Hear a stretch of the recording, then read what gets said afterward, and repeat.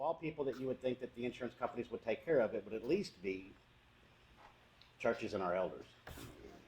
That thing is actually flipped around, and it's even worse for those people like it is minorities. So for those of y'all that have taken the class, I want questions, comments. Don't hold your questions till the end. So as we go through things, if you don't understand, please ask questions as we go along. So it's very informal, but we have a good facility here. At least we can spread out. The restrooms outside the porta potty, so we have very nice facilities if you need to go out there. But a couple things that I'm going to go over and hit on today, and then Cal has some parts that he's going to go over as well. But whether it's my presentation, Cal's presentation, please ask questions as we go along. Okay. We're going to try to focus it as much as we can on Louisiana, what's going on with Hurricaneida, the laws here in Louisiana, dealing with NFIP, flood insurance claims, but no questions off the table. So if you have a question about general adjusting, what's going on, how do I handle this, how do I address this particular issue with the carrier, by all means, feel free to ask it. And then also, we have a good cross-representation of people here. You're out in the field. If we went around and kind of collectively started talking about how many claims you're handling or actively and will be handling over the next several months, it's going to be hundreds, if not thousands of claims easily with everybody in the room here. So because of that, there's a lot of value in us working together, meaning that nobody's an island. You're not out there by yourself dealing with it. You're going to have common issues that arise, and you can get help and get feedback from all of us. So those who've taken the boot camp and the graduate network, feel free to call Cal or I. We'll happy to answer any questions. But something else that's really valuable is, see, the insurance industry, it's a collective, unified front, right? All the carriers are collectively working together, and they're making decisions on, we're going to pay this and we're not going to pay this, and Allstate saying we're going to do this, and State Farm says, oh, that's a good plan, we'll follow your lead on that. So there's a lot of patterns that develop. It happens after every CAT event. Okay, you're going to have patterns that develop where certain things are going on out in the field that you can tell, hey, I'm seeing this on multiple claims, I'm seeing this from multiple carriers. It's very beneficial to share that information. Look for patterns that are out there, talk amongst yourselves about patterns that are developing. After Hurricane Ike, we saw a lot of insurance companies going out and they would not pay for lifted shingles. They just said that's not damage. If the shingle's lifted, it's not damage. We're seeing that with multiple carriers across the board. And because we're able to demonstrate a pattern by public adjusters filing complaints, by attorneys filing complaints, investigating it and saying, hey, we're seeing this common issue occurring over and over again. Eventually, TDI got involved and investigated it and said, no, this is damage. So we'll talk about complaints today and kind of going over that process, but one thing that does get the attention of the Department of Insurance and kind of the legislative oversight that's done through the state is if you can show patterns, if you can show things that are occurring, common themes that are happening out there. Cal and I were working cases over, was it Hurricane Michael in Panama City? And Cal said, hey, read this policy and read this denial letter. And I went in and read the denial letter, read the policy, and he said, do you see the problem? I said, yeah, I can't find it in the policy. I don't know, maybe let me go back and reread the policy. He said, don't worry about it. I've read it like 5 times. It's not there. And so they were using... I do the same thing to him. Yeah. They're using... Can you see what I see? Using old, outdated form letters that their denial letter was referencing a section of the policy that section of the policy wasn't even there. And it didn't happen occasionally. It happened across the board. Also in Hurricane Michael, we saw where they were regularly paying policy limits on additional structures, but paying a very small percentage on the dwelling. It doesn't make a lot of sense. If you're going to total out additional structures, but then you're paying a very small percentage on the dwelling itself, when the dwelling is obviously a lot larger, more expensive than the additional structures. So patterns like that can be very helpful in the fight to push back against the insurance industry. And so we can take some of those examples and say, see, here's 8 files. They're doing the same thing across the board. This is not a rogue adjuster out there doing it. This is actually a pattern that's developed. This is obviously either a written mandate that's coming down from the top or a unwritten mandate that's coming down from the top. So start looking for those patterns, looking for stuff like that, and share that information.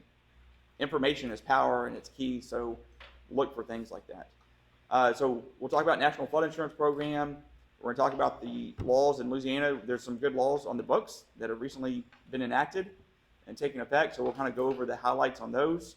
And Cal's going to talk about the adjusting and everything else. But while the workshops today, we're going to continue to have these. So we're already talking about having one in December.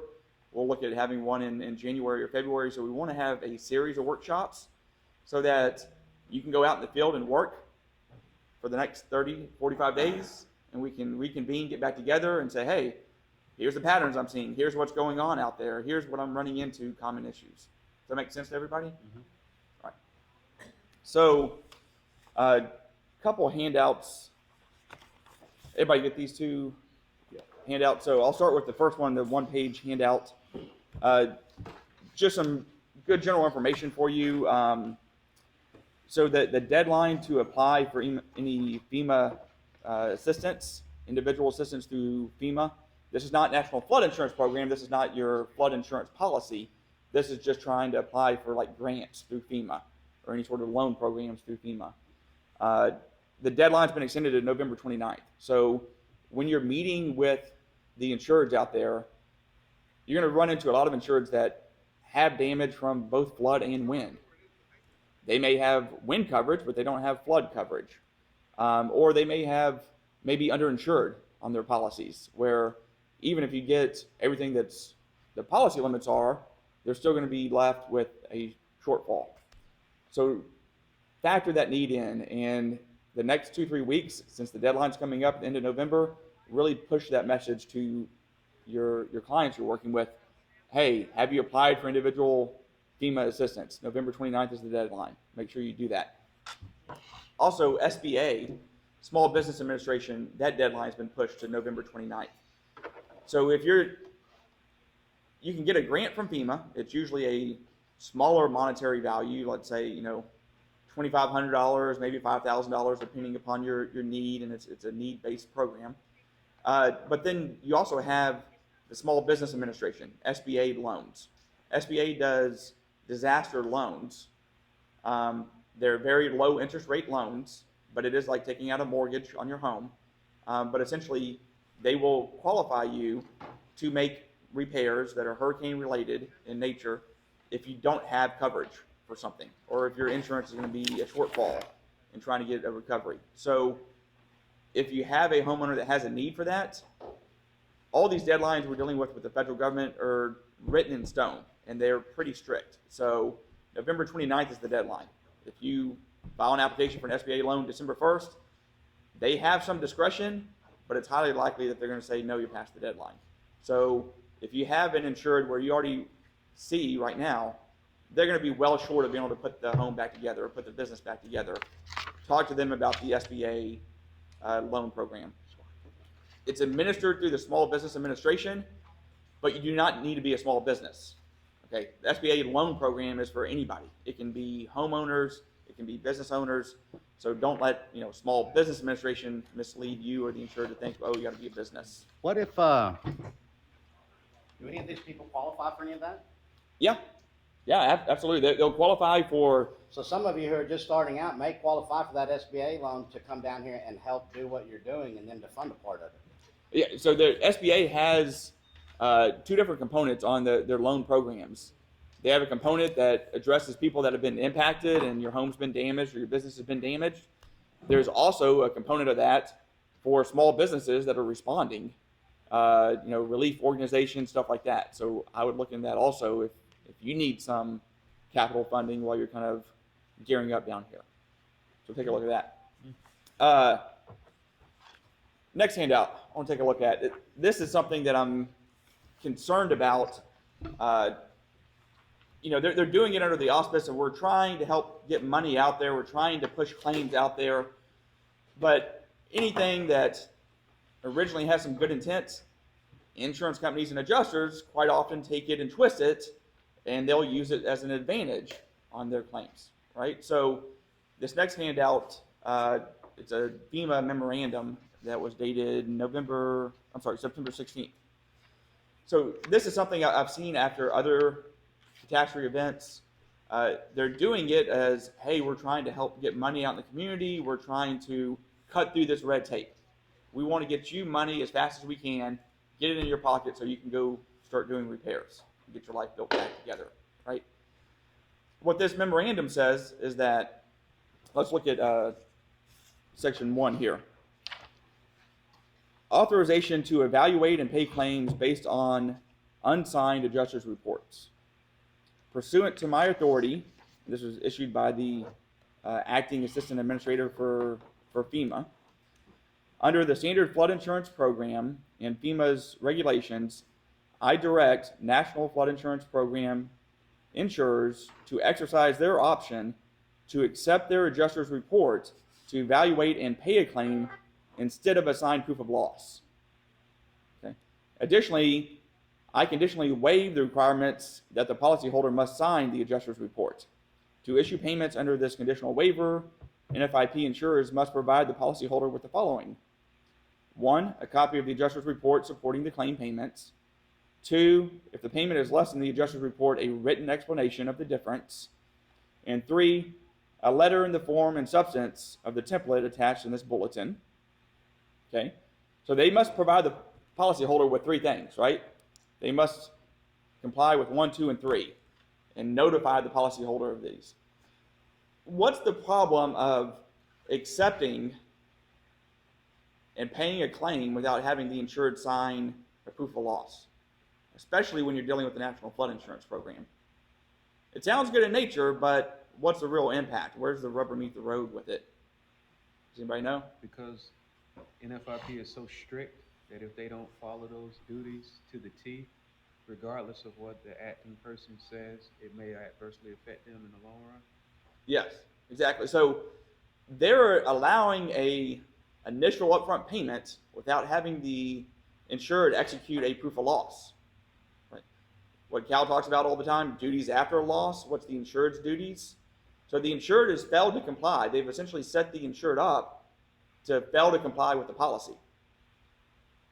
For that initial payment, they'll probably issue payment without having a proof of loss signed.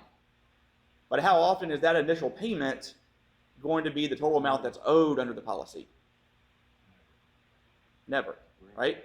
So when you get 6 months down the road and they realize they have a shortfall, and so they hire a public adjuster, starts working on the claim, you're going to realize, wait, this initial payment was made, you never signed a proof of loss. You may be past the deadline to sign a proof of loss now, so you're stuck with that initial payment. That initial payment was all you got. You didn't have to sign a proof of loss for it, but you foreclosed your opportunity to come back and get additional funds if you do not sign a proof of loss within the time periods.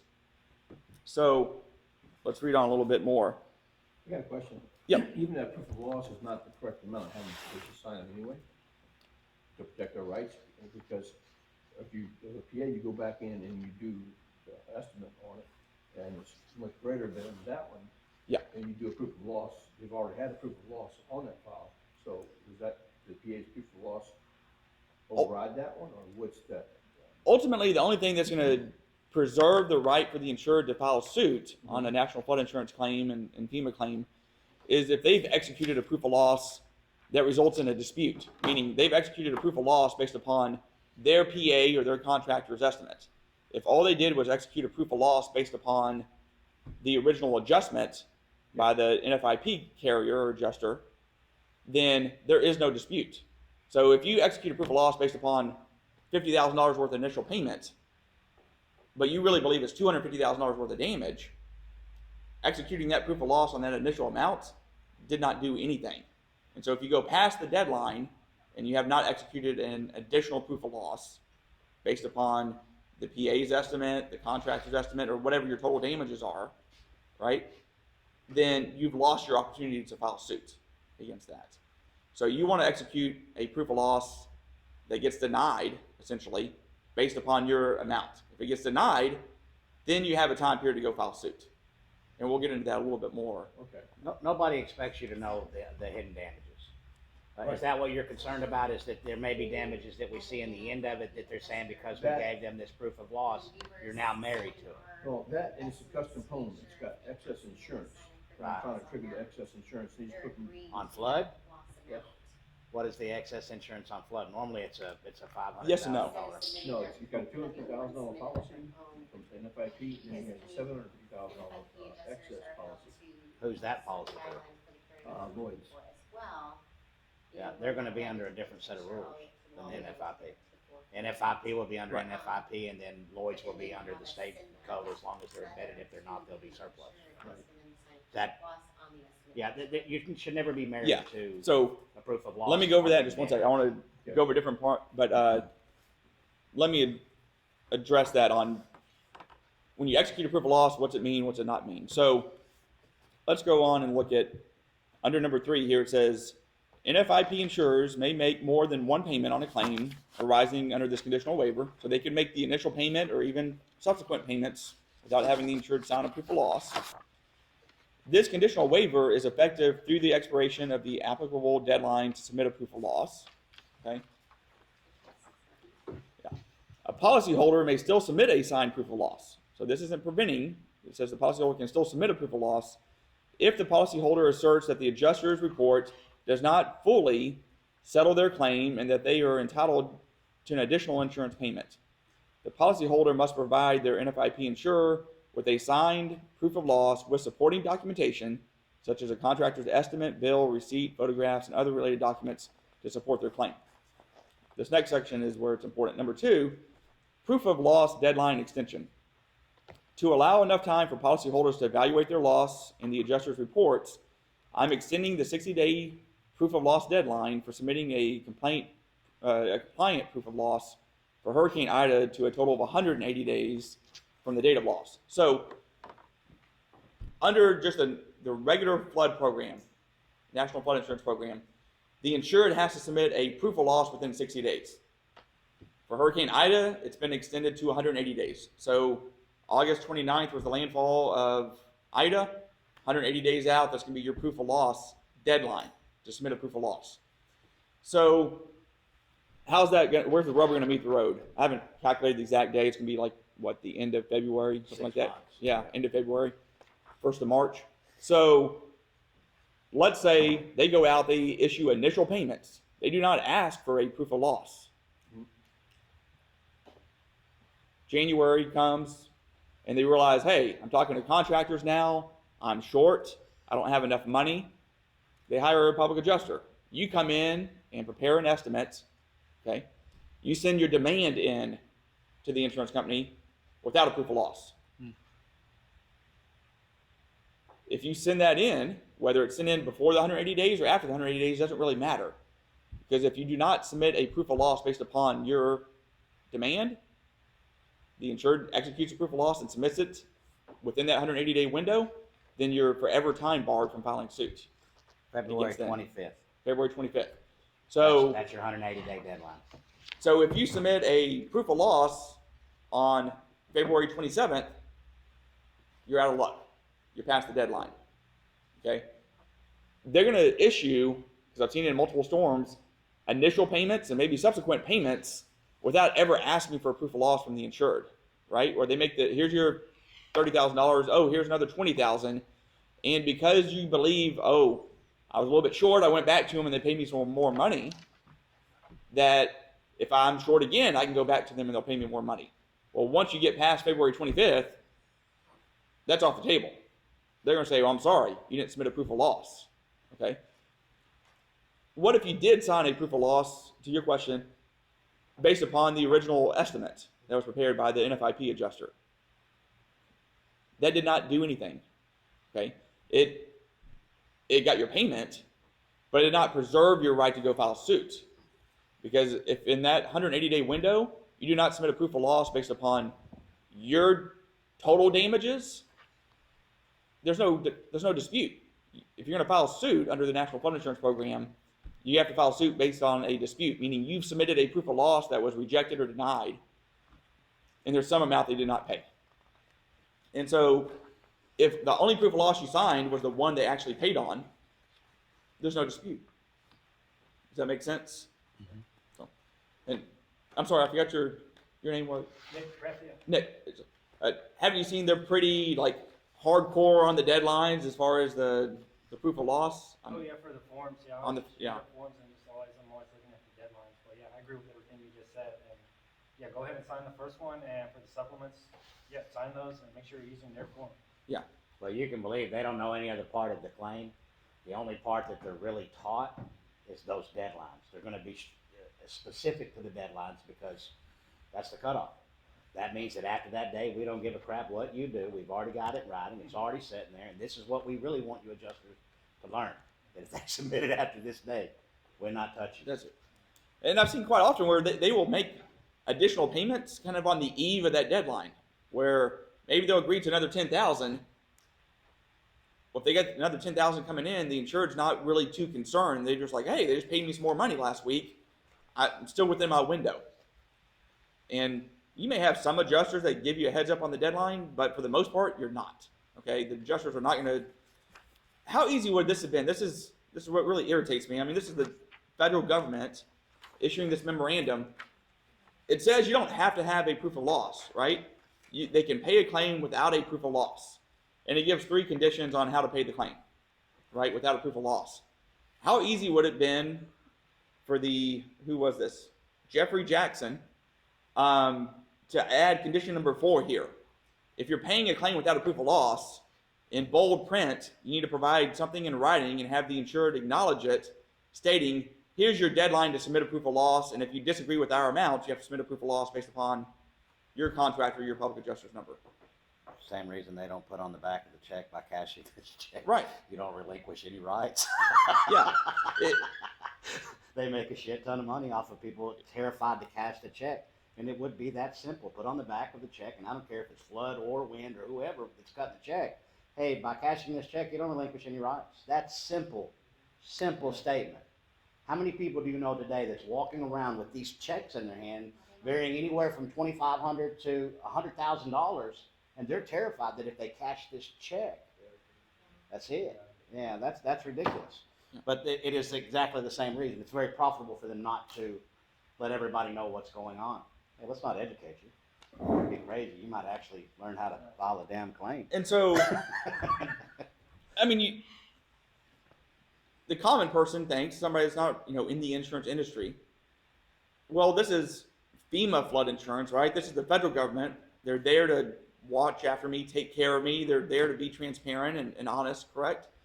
But remember, who's coming out to adjust the claims? You have some in-house adjusters that work for the federal government and some people that come in and do that. But a lot of the claims, essentially, National Flood Insurance Program uses the individual insurance companies as IA firms. Hey, Allstate, you sold this policy, you go adjust this claim and we'll pay you to go adjust it on our behalf. Hey, State Farm, go do this. What's the conflict though? Oh, you also wrote the wind on the house? So now you have Allstate, who wrote the wind policy, adjusting the wind and the flood claim. Okay, is that an inherent conflict on deciding how much may go under flood and how much may go under wind? And flood has a lot different guidelines than wind does. So, they're going to hedge their bets if they can push things on the flood, especially if they can push things on the flood that has a short window to file suit, and they don't give you notice of that. They've essentially protected themselves on what their damages are on the wind side of the claim. So Rigsby Sisters, that's a very good claim to look up. They went this very issue he's talking about in Katrina after in Mississippi. The Rigsby Sisters were adjusters for State Farm. They joined in with the federal lawsuit on whistleblower status and sued State Farm, and I believe the verdict was like $385 million, and they participated in that, so they got to claim some of that money. But the argument is what Shaun is talking about, where State Farm had both claims, and the government said, shit, while you're going out there, you might as well just do both of them, and then State Farm was not paying really anything, but they were shifting anything that they did pay over to the flood category. That way they didn't, spend any money.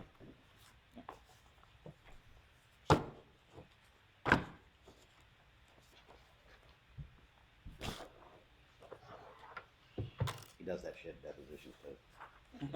Gets your Just make apply, it- shuffles paper out a little bit. Okay, Shaun. I just thought of something, it's like when they shifted over to the flood, and they're like, we're not gonna pay for this, but it's caused by flood damage, and your claim is closed. So even though you still have time to submit a proof of loss, a lot of people get tricked by, we're closing your claim, like that Yeah. word means something. Doesn't Well, really and trick. a lot of people don't catch that words mean something. The insurance company is very smart. Not only are they very smart, they're smart enough to understand that we're gonna hire a bunch of analytical people that's going to come in and tell us what words trigger what feelings inside. If I tell you that the claim is closed and I put that out on national television because I'm a trusted source, 95% of the population is going to believe it. And the other 5% is going to fight, and I think less than 1% is actually going to find somebody like who's in this room. So if you think about what's going on right now, all the legislation, all of the idiots, that are saying all of this is running rampant, they're really doing this based on less than 2% of the overall claims volumes that are, what would happen if it went to 3? So the one I'm Or handing out, make double sure you by get the one that's 100% around rate to 4%. 4%. For Well, their shareholders will lose a little money, but that's okay, because the insurance They're not losing any policyholder, money. yeah. Yeah, you're not even getting close. Already stealing it,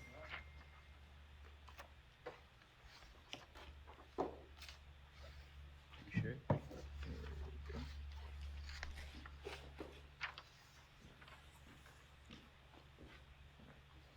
All right, so on the, everybody got a flash drive, right? Yep. Okay. So on the flash drive, everything we're going over today will be on there. So what I'm handing out to you now are some sections from the claims manual, National Flood Insurance claims manual on how claims are supposed to be adjusted. It's like a 375-page document. So I just pulled some sections out of there that I thought were key we wanted to kind of go over today.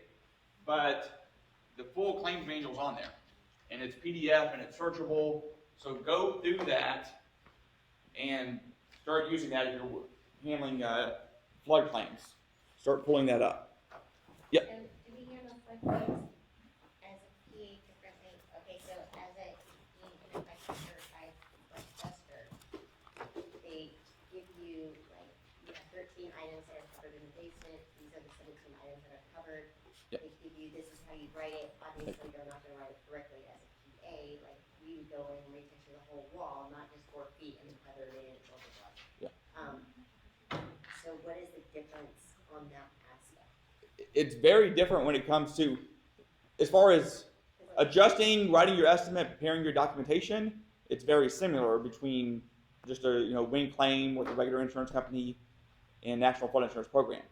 However, the rules on how things have to be submitted and documented are different. So we're going to kind of go over those differences now. But as far as you preparing your estimates, it's pretty similar. If you're handling a claim that has both, you're dealing with concurrent losses potentially, then I would create 2 separate estimates. I'd create a wind estimate and a flood estimate and make sure there's no overlap there. I mean, you don't want to have the 2 estimates because whichever carrier you're dealing with is going to want a copy of the other estimate. And so, make sure that there's not any substantial overlap. There may be a few issues that maybe it's harder to decide between wind or flood. Typically, I know because I would flood are harder to meet with wind. Yeah.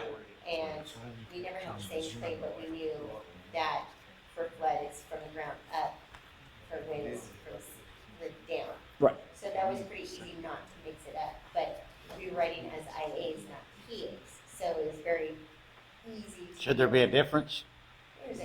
There should have been a difference. There isn't. They're guidelines. Like, Right. we got our hands smacked all the time for retexturing a whole wall.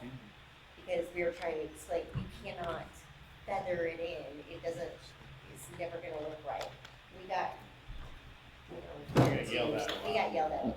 But as you guys know, It's funny because Aaron likes to be yelled at for some reason. I think he gets some sick pleasure off he of it. likes bringing them around. So that's why I was wondering, like, we know how, as you guys are Yeah. aware, we don't have a right for that.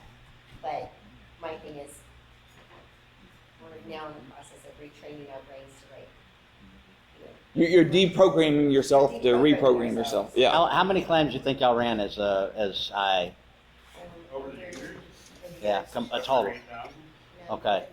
Yeah, we're undoing 7,000 or 8,000 wrong claims. The average. Literally, every It's- time you write another valuation. At the end of the day, it's really muscle memory. I mean, you do something repetitively, it becomes, you're building a muscle memory. So I'm you're getting better. yeah. Well, if y'all, Sarah and Aaron work with us, and they're running quite a few claims with us right now, and they've already told you they ran 7,000 or 8,000 claims. The difference between running claims for a carrier and running claims for a PA, vastly different on the whole schedule. But I review every single thing that comes in. Before we submit anything, it comes to me and I review. Would you say it's typically what you thought would be covered? I'm catching what you thought I would catch, or Yeah. no? Yeah, it's simply what I thought you would catch. And sometimes it's just overthinking it. I'm overthinking it. But yeah, usually when you point something out, I'm like, I knew it.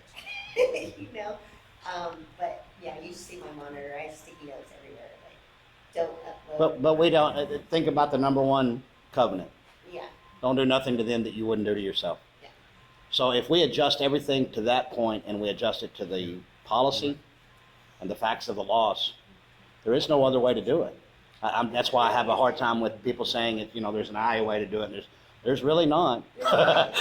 There's the facts of the loss and the facts of the policy. you get to do it right. I mean, we're just not constrained by that box, the insurance company keeps you. Exactly. And that's the biggest point is that I'm trying to make, is that they put y'all in that box. That box is ridiculous. The box never should exist. No guidelines should exist. What does the policy say? But it's not very profitable to do that. The facts are the facts. You're not entitled to your own facts. Yeah. Right? Yeah. It's just one set. So hitting on that, what's different about dealing with National Flood Insurance Program versus as a PA versus dealing with a regular insurance company? So remember, National Flood Insurance Program, FEMA, you're dealing with the federal government.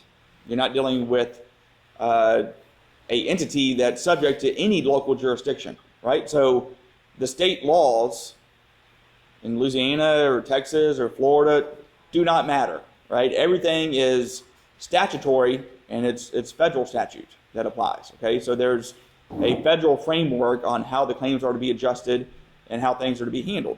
So that means you may need to tweak some of your standard forms you use when dealing with the National Flood Insurance Program. So let's look at the first one. It says 10 on it, communications from policyholder representative. At the bottom of the page, it says 230 at the bottom of the page. So this is 230 of the claims manual that's on the flash drives for all of you. Very first communication with National Flood Insurance Company, the letter of representation, right? Your notice of representation, letter of representation, your first contact and communication with them. And I'm sure all of you that do this have a standard notice of representation that you send into the insurance companies that you're working with. If you're dealing with regular insurance companies in various states, that pretty much can translate from one state to the next. You don't really have to change your notice of representation based upon the jurisdiction you're dealing with or what insurance company you're dealing with. However, if you're dealing with National Flood Insurance Program, you need to have a notice of representation template for NFIP claims. Okay? The reason being is a standard notice of representation is not sufficient for National Flood Insurance Program claims. So letter of representation, about halfway down the page, it says, whenever the policyholder authorizes a party to speak with an NFIP stakeholder about their claim, the policyholder will need to do so in writing. By law, the NFIP stakeholder must obtain this authorization to protect the policyholder's privacy. Privacy release. To authorize another individual to represent the policyholders must also submit a document or documentation that includes all named policyholders, full names, addresses, dates, and place of birth. Notice that one, that's a little bit different. Well, we actually have modified ours, and I'm going to give it to everybody before we leave today. Yeah. I'll give you all our whole Louisiana contract sets that have everything in it, including this updated information for NFIP that will suffice for what they're asking for. Names of the representatives and the policyholders' signatures. The policyholders must have this document notarized or include the following statement. So it either has to be notarized or include this statement. Can you hit on the difference of that? Yep. I declare under penalty of perjury that the foregoing is true and correct, executed on blank date, and then you have the signature. So, talking about notarized, let's compare it to sworn proof of loss. Okay, quite often under the policy it says submit a sworn proof of loss. Sworn proof of loss does not have to be notarized. If it is notarized, by definition that is a sworn statement, so that would qualify as a sworn proof of loss. But submitting a sworn proof of loss under the terms of the insurance policy does not say it has to be notarized. Otherwise, the insurance policy would say submit a notarized proof of loss to us. It doesn't. It says submit a sworn proof of loss. So under federal government claims, you're dealing with FEMA, this statement that we just read here, under this penalty of perjury statement, is sufficient to make it a sworn statement. As long as that statement's in there and they're signing it, that qualifies as a sworn statement under National Flood Insurance Program claims. For other insurance companies that are subject to state laws, because this is the federal government we're dealing with here, most states have a sworn or unsworn declaration that's enacted into the law that has similar language to this. It may be slightly different, but it's pretty similar on the language. And as long as that language is, you do it in compliance with the state law, then it does not have to be notarized. Why is it so important? You know, some people say, why don't you just go get it notarized just to, you know, dot your I's, cross your T's, make sure you're good. Well, that's not always practical, right? It's not always practical in that sometimes you're dealing with an elderly person that can't travel. Sometimes you're dealing with, you know, with COVID recently, people didn't want to go around to other people necessarily. And especially after a catastrophe situation, you don't need to go get a notary when maybe people don't have power, don't have internet. You know, it's going to be hard to go find a notary out there on the street right now. So this allows you to submit a sworn proof of loss, be in compliance with the policy without it being notarized. So there's a lot of people that tell you, just get it notarized. Read the policy. What's the policy state? Okay, if it says notarized, then you have to do it. I have actually seen a policy that says it has to be notarized. One time. That's it. Every other policy says submit a sworn proof of loss to us or some similar type language. Sworn does not mean notarized. Okay? It can be notarized, it doesn't hurt, but it doesn't have to be. What about electronic signature? Like when it comes to this kind of statement, would they be asking for a physical signature and for that document to be sent out? Or it can be just an, electronic, like. Are they accepting digital signatures? We do everything Yeah. electronically. I mean, I send the contract through email, and they just put the name, and that's it. So, in this particular case, are they gonna want like the physical paper with the handwritten signature, or it can be, I don't know, electronic form, or even sign and then scan it and send it over? I don't think it has to be the original form with what I would call a wet signature on it, like the actual original documentation. I think it could be a photocopy of that or a scanned image of that.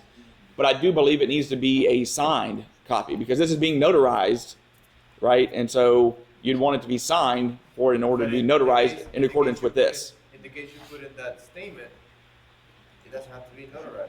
Yeah, but this statement, yeah, if you're doing this, it does not have to be notarized. If you're executing it and it has to be notarized. But it still needs to be in like a physical, Yeah. in a patient. I've had some claims where the adjusters went ahead and accepted it on NFIP claims, accepted it, paid based upon an electronic signature. But I think it'd be better practice to do a original signature on that because I think it's kind of questionable on whether or not every adjuster would accept that.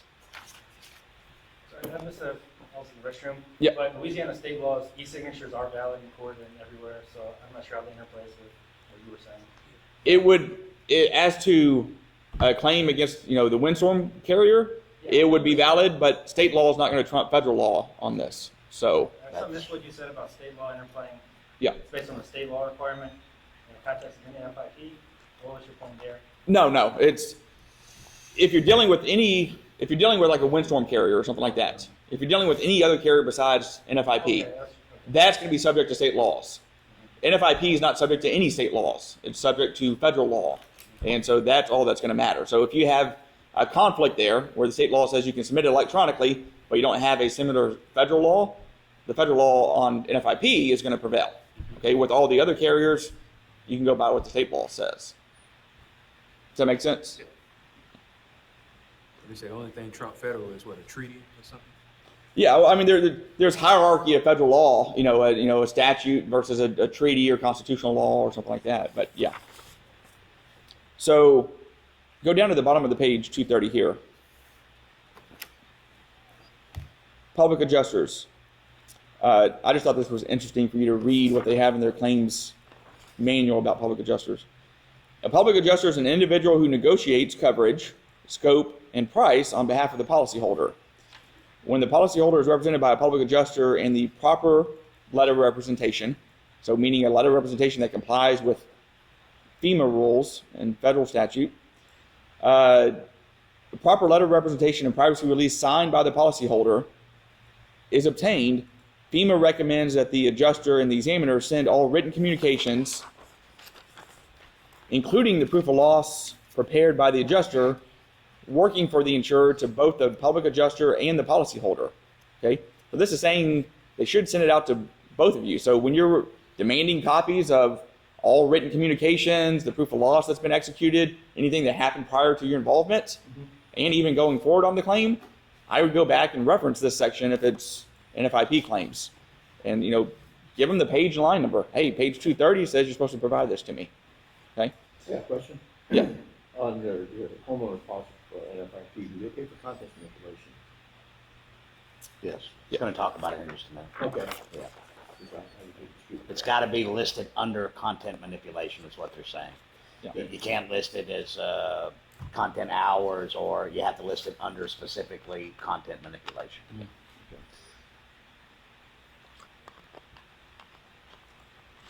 Did anybody get the invite on their email? From the Zoom? You got it? Are you currently Zooming right now? Yeah, I got Melanie wanted to be involved. She's not here, so I went ahead and did a Zoom and put it to it. But when I didn't print everything out, I like to keep it on the computer, so I have it up and I can get copies if we need them of what I'm going to go over. Let's look at the one that's, let's see, was it 226 at the bottom?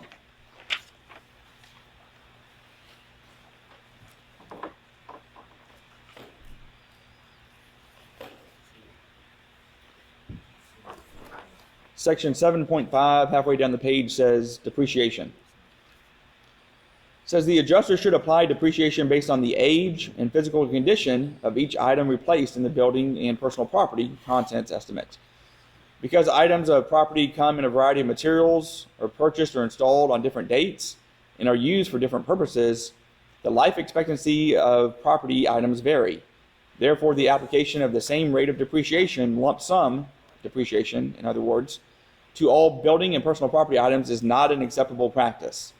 The adjuster should apply depreciation to the material, labor, and equipment usage, including overhead and profit, and sales tax on all claimed replacement items of property. All claimed replacement items must reflect depreciation regardless of whether the loss qualifies for replacement costs or ACV loss settlement. The adjuster should document the claim to support the rate of depreciation or the lack of depreciation. Where the adjuster applies minimal or no depreciation, the narrative should include the underlying rationale.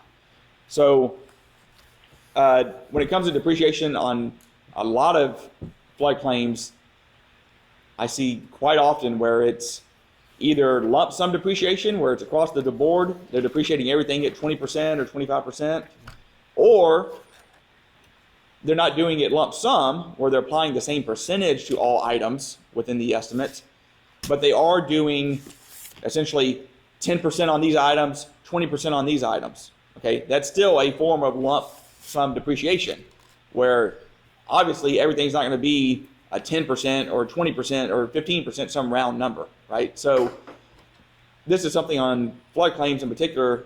It also happens on other claims, but I see it quite often where it's a stated lump sum depreciation.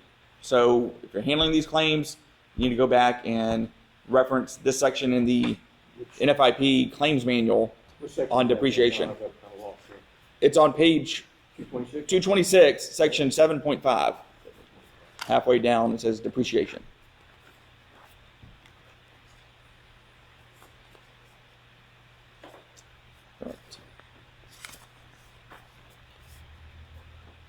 All right, let's go to one that's it's a 2-page document. At the bottom is page 275.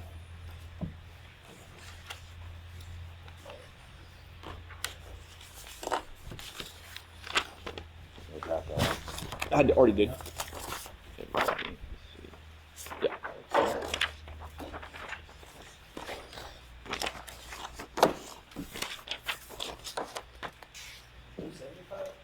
Yes. Or, I'm sorry. Yeah, 275. 275, 276.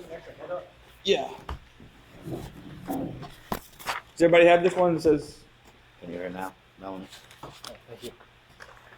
At the top of the page it says release of claim information to policyholders. Does everybody have that? I have. Anybody else need a copy? Oh.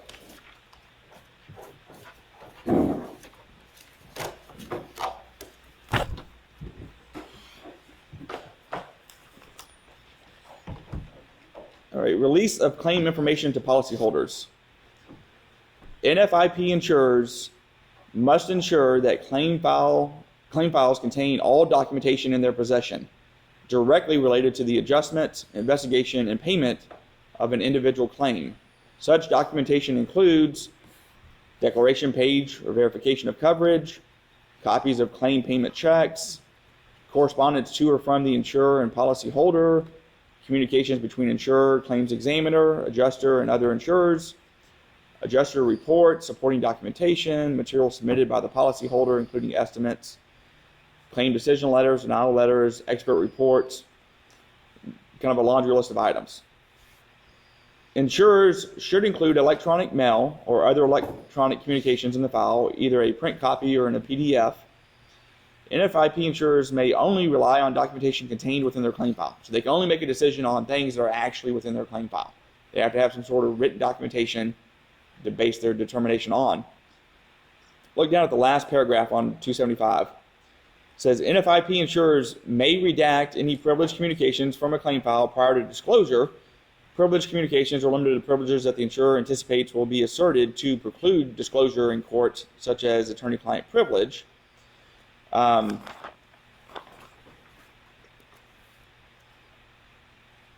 But let me see.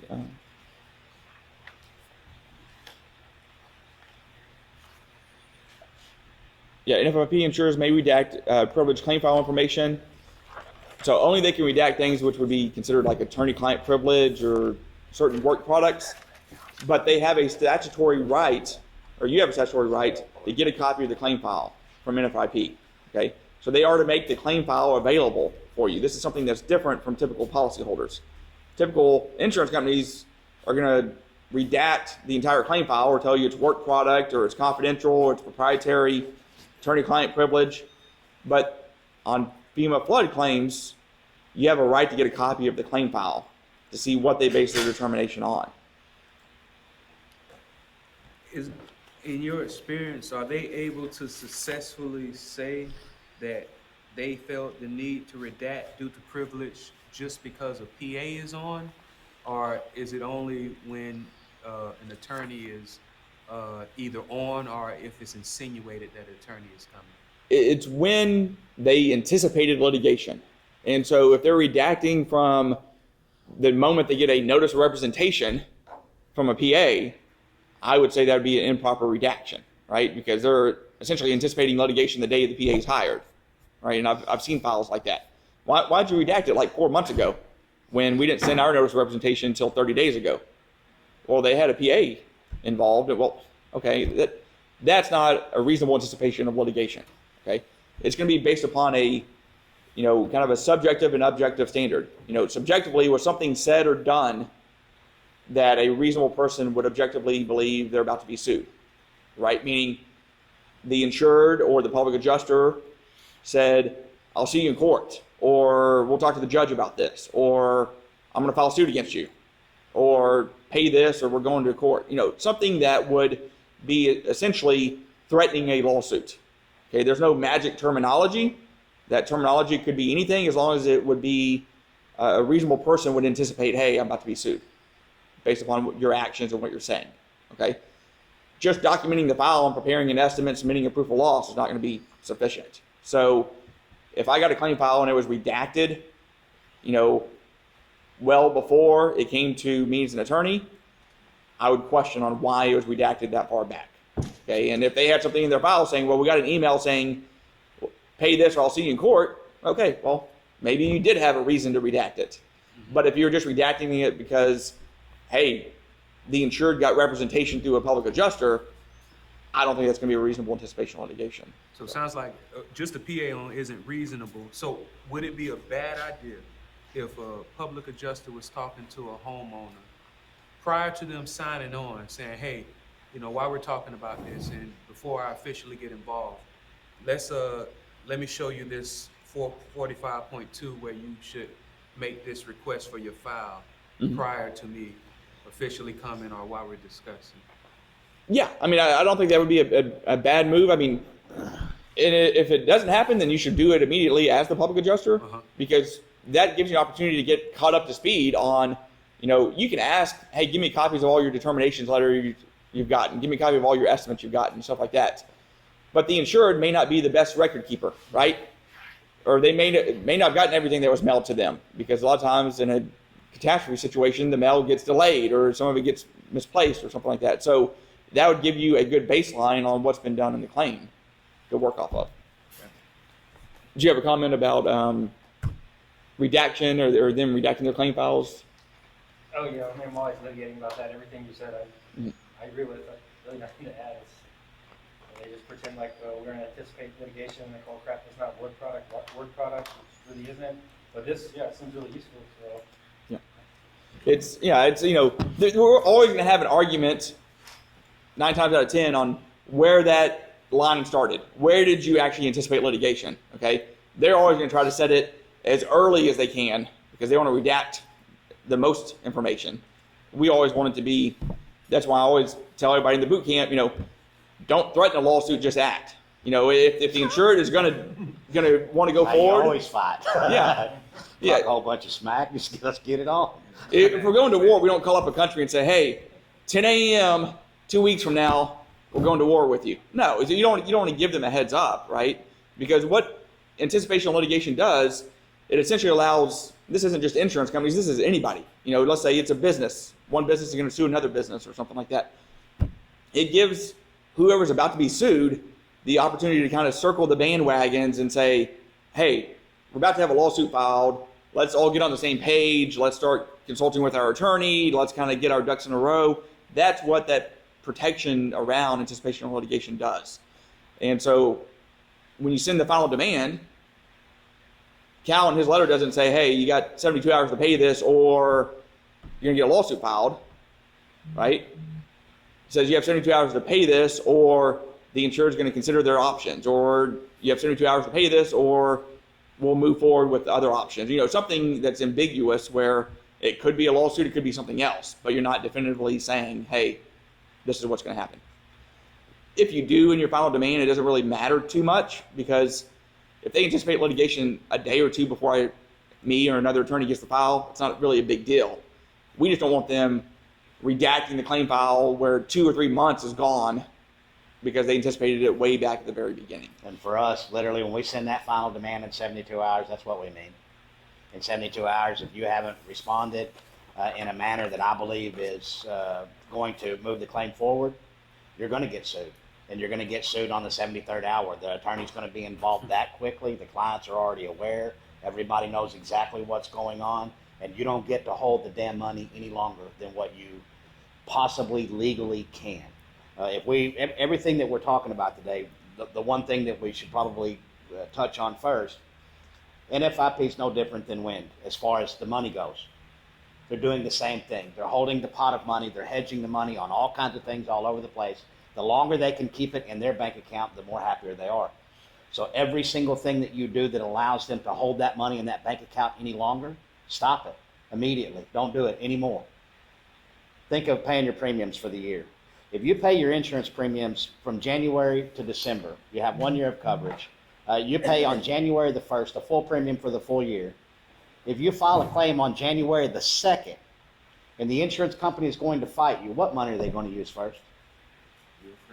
Yeah, they're going to use your own damn money against you. Come on. So we need to look at some of those things. And sorry, Shaun, I just wanted to inject that in there. That's good. And then, I mean, like Cal's saying, it's really no different the way NFIP works, or the way TWIA, or the way, Citizens Insurance, or some, other quasi-governmental entity insurance companies operate, because essentially you would think, okay, well, this is a insurance agency or insurance pool that's set up, right? And it's set up by statute, either federal if you're talking about flood insurance, or state law if you're talking about like TWIA or some other insurance companies. Okay, but so you'd think, okay, well, they're going to be more likely to pay, right? Because it's essentially the government. It's kind of like DMV, TxDOT, Texas Department of Transportation. They're government employees, so they don't really necessarily have the same motivation factors as a private insurance company does, right? Because the profit loss motive doesn't really come into play. That's true, but what does come into play? Human nature. Human nature comes into play where, yeah, maybe that CEO is not getting a bonus based upon, what they paid out, like he would if he was working for Allstate or State Farm or something like that. But certainly, that person has a vested interest in protecting their job, protecting the establishment, protecting what they've created, their position of power. So that's the whole thing about bureaucracy, right? I mean, you have bureaucrats that are there and they want to stay there. They're in power, they have a cushy job, they like it, and so you have the human element that comes in, whether you're dealing with NFIP or you're dealing with just a regular for-profit insurance company, right? And that human factor, you're going to see the sort of same actions of delaying the claim, dragging it out, underpaying the claim, right? It's done for the same essential reason as it would be for a for-profit company, right? It's to protect what they have. It's to protect those that are in power, protect, maybe they want to get promoted. Maybe they're the vice president of claims and they will become the president of claims. And so they want to do what they can to move up within the bureaucracy of the governmental entity. So that same situation comes into play on all these claims. So don't think just because it's a governmental entity that they're going to treat you any better. A lot of times they treat you worse. Some of the worst claims I've had to litigate against is governmental entity cases, where the insurance company on the other side doesn't really care if they lose money on this claim, because again, they're not operating on a profit loss motive. They're playing the long game to protect and preserve kind of their empire that they've built up within the bureaucracy.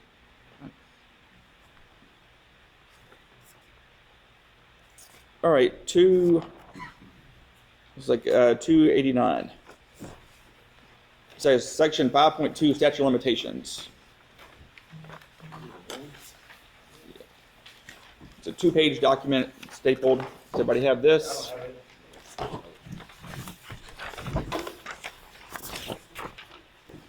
Does anybody have it?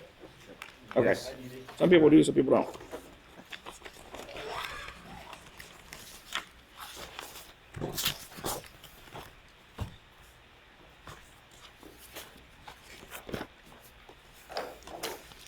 Who else needs it?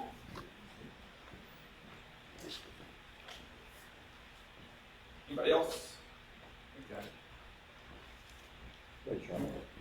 You need one? And again, all these pages we're going over, they're all on the flash drive under the claims manual. It's the full 375-page document. Like I said, it's PDF searchable, so if you want to pull up depreciation, or you want to pull up different issues, contents, or something like that, just search it. It's the easiest way to kind of navigate through it. There is a table of contents, but I usually always go to the search function. All right, statute of limitations. So talking about filing that proof of loss, we know it's normally 60 days you have to file the proof of loss with NFIP claims. It's been extended to 180 days for Ida. Sometimes it can go all the way up to a year.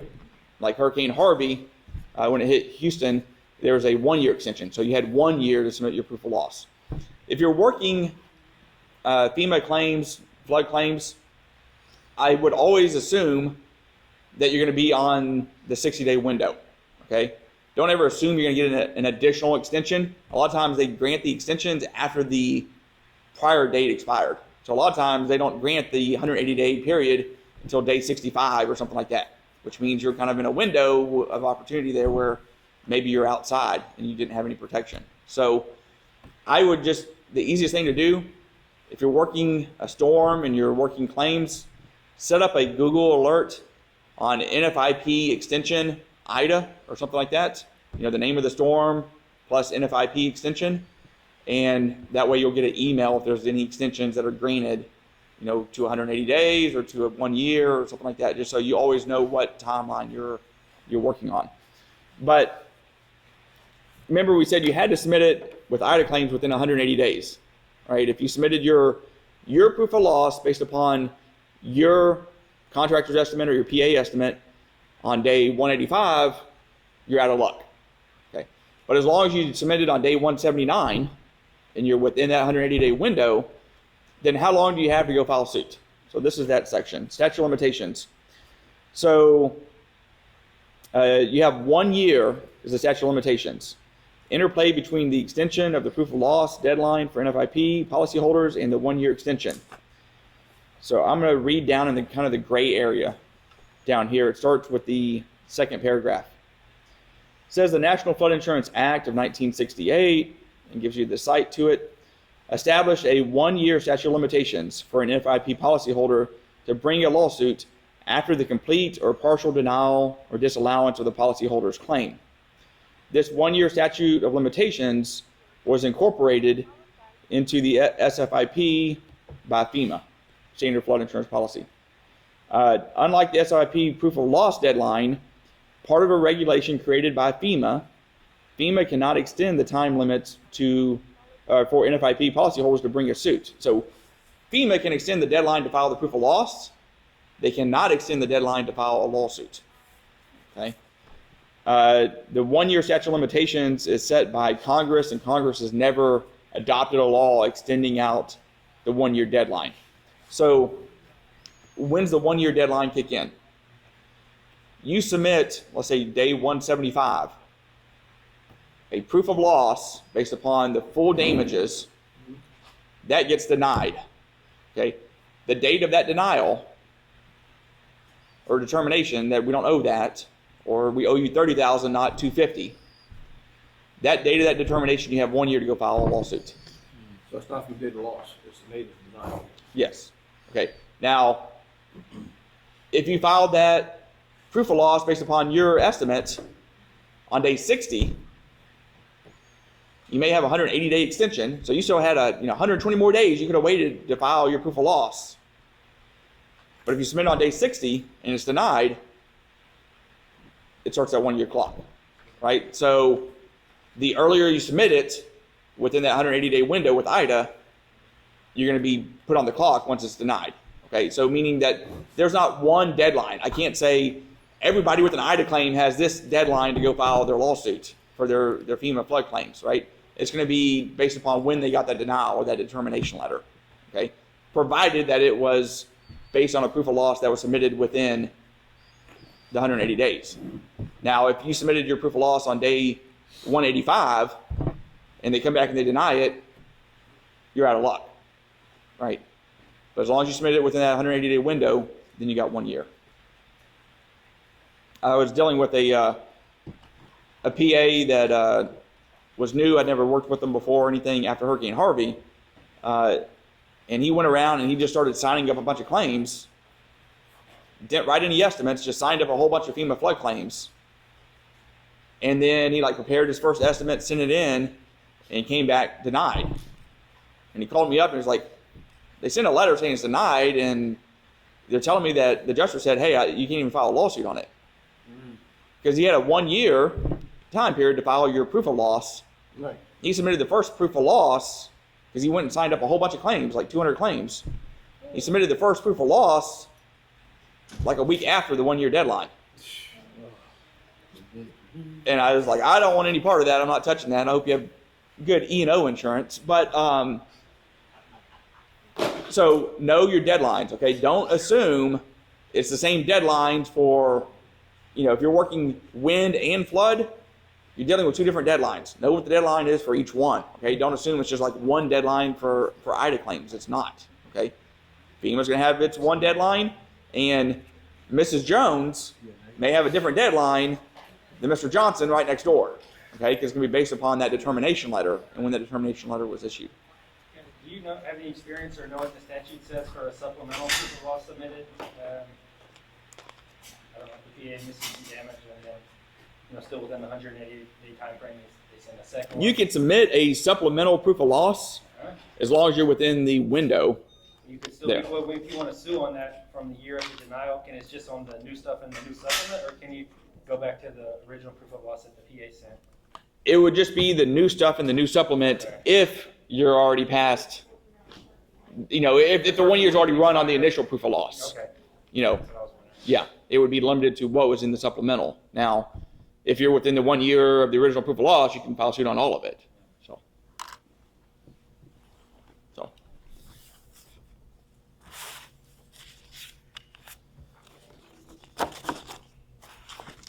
There's a lot of good stuff in that National Flood Insurance claim manual, claim handbook. I know everybody has gotten copies of claim manuals or claim handbooks for other insurance companies or whatever, but usually it's not produced by the insurance company, and so usually it may be kind of outdated, or it may apply to one state or not another state or something like that. You can just pull it up. I mean, it's a public document, so and it's on your flash drive now. So I would go by the claims handbook.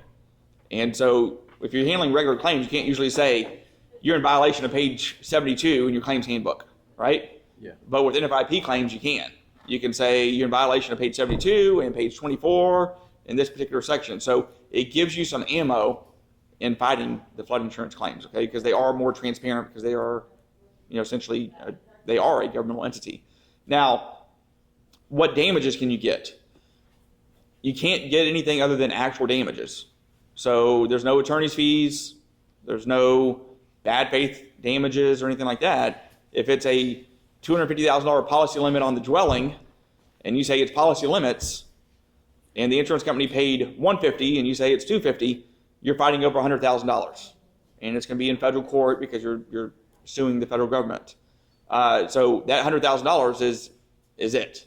That's the most you can collect on it. So there's no bad faith penalties or attorney's fees.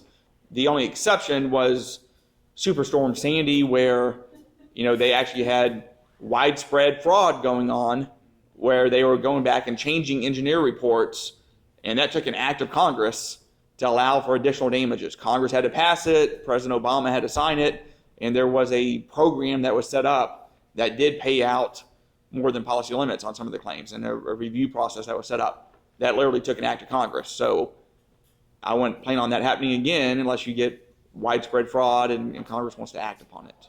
So, did you have a question, or?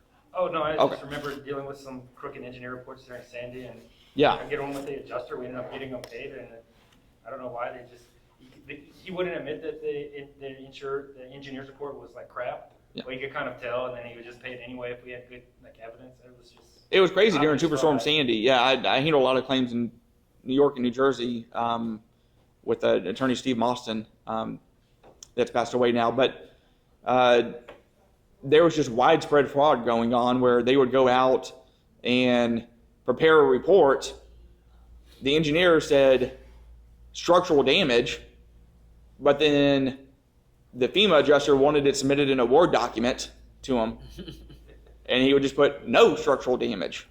He would just put no in front of structural damage all through the document.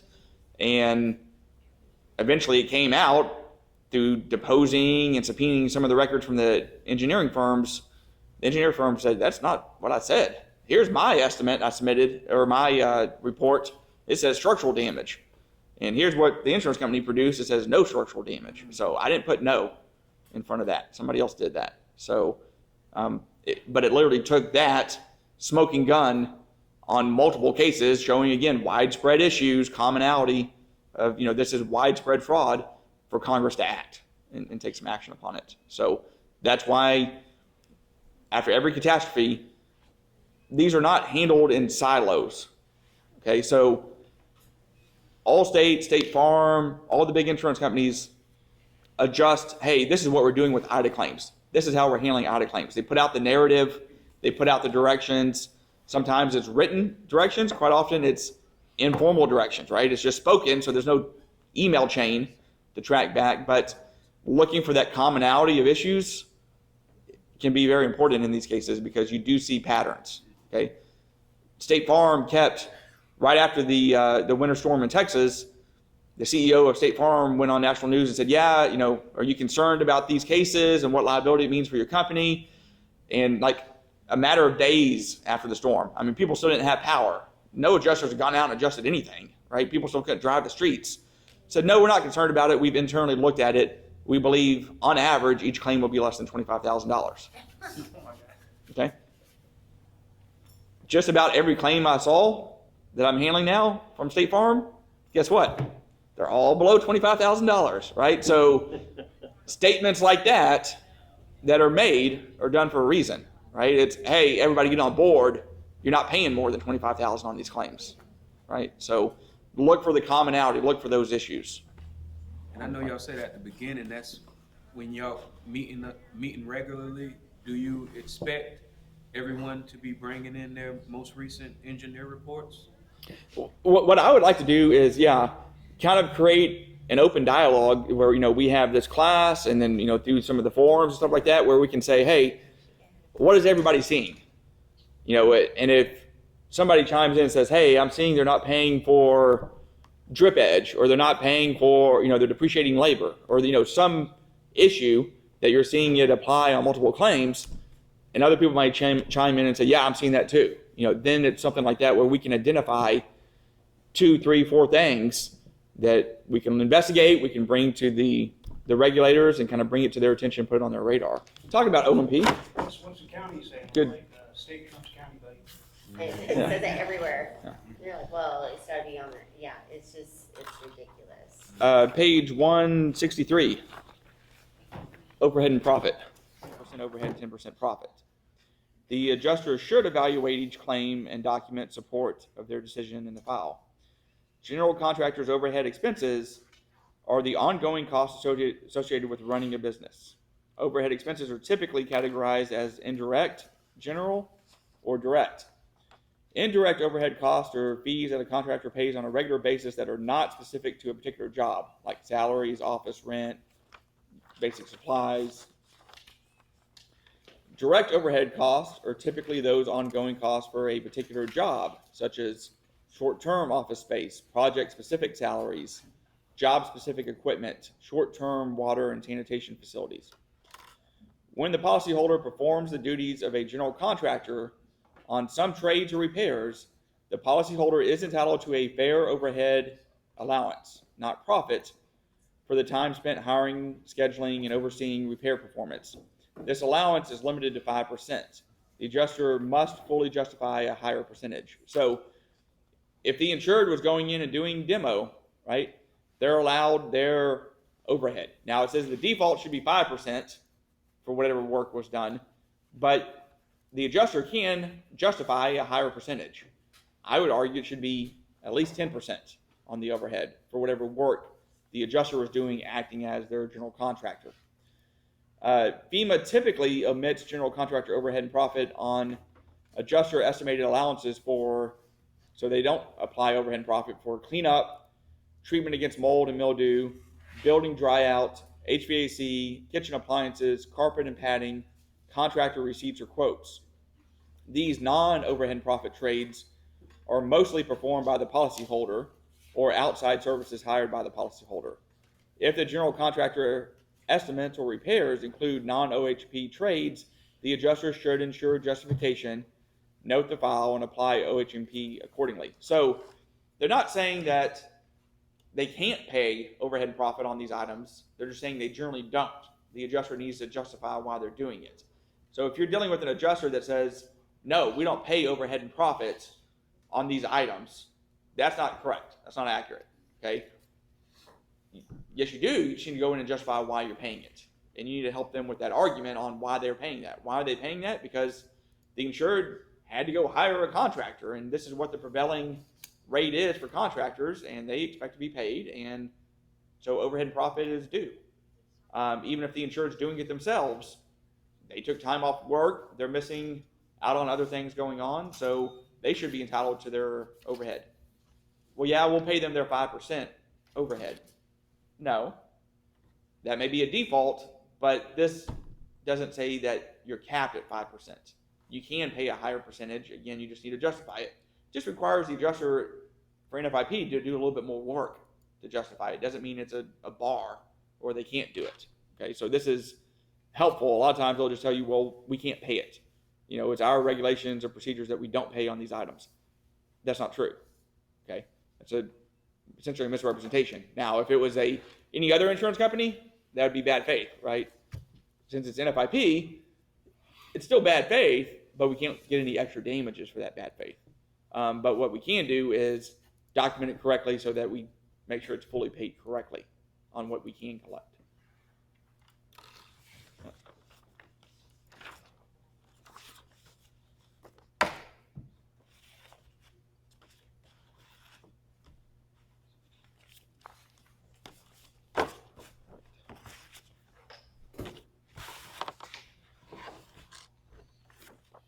All right, here's a big one. When it comes to payment wise, check wise, our name on the check, that doesn't change with life insurance?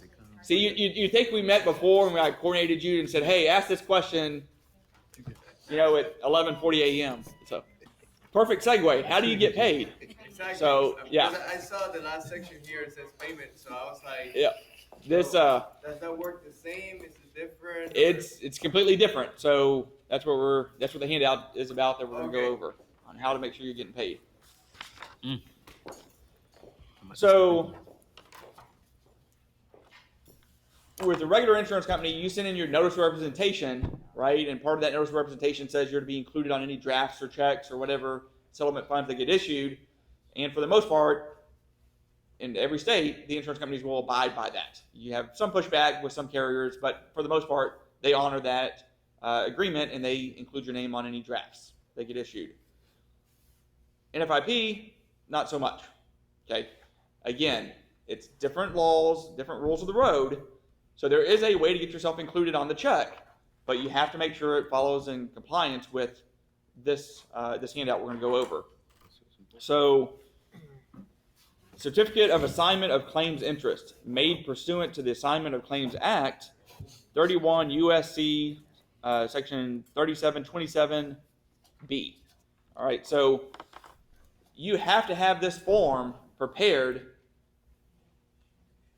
notarized, witnessed by 2 witnesses, sent in to NFIP to get your name on the check.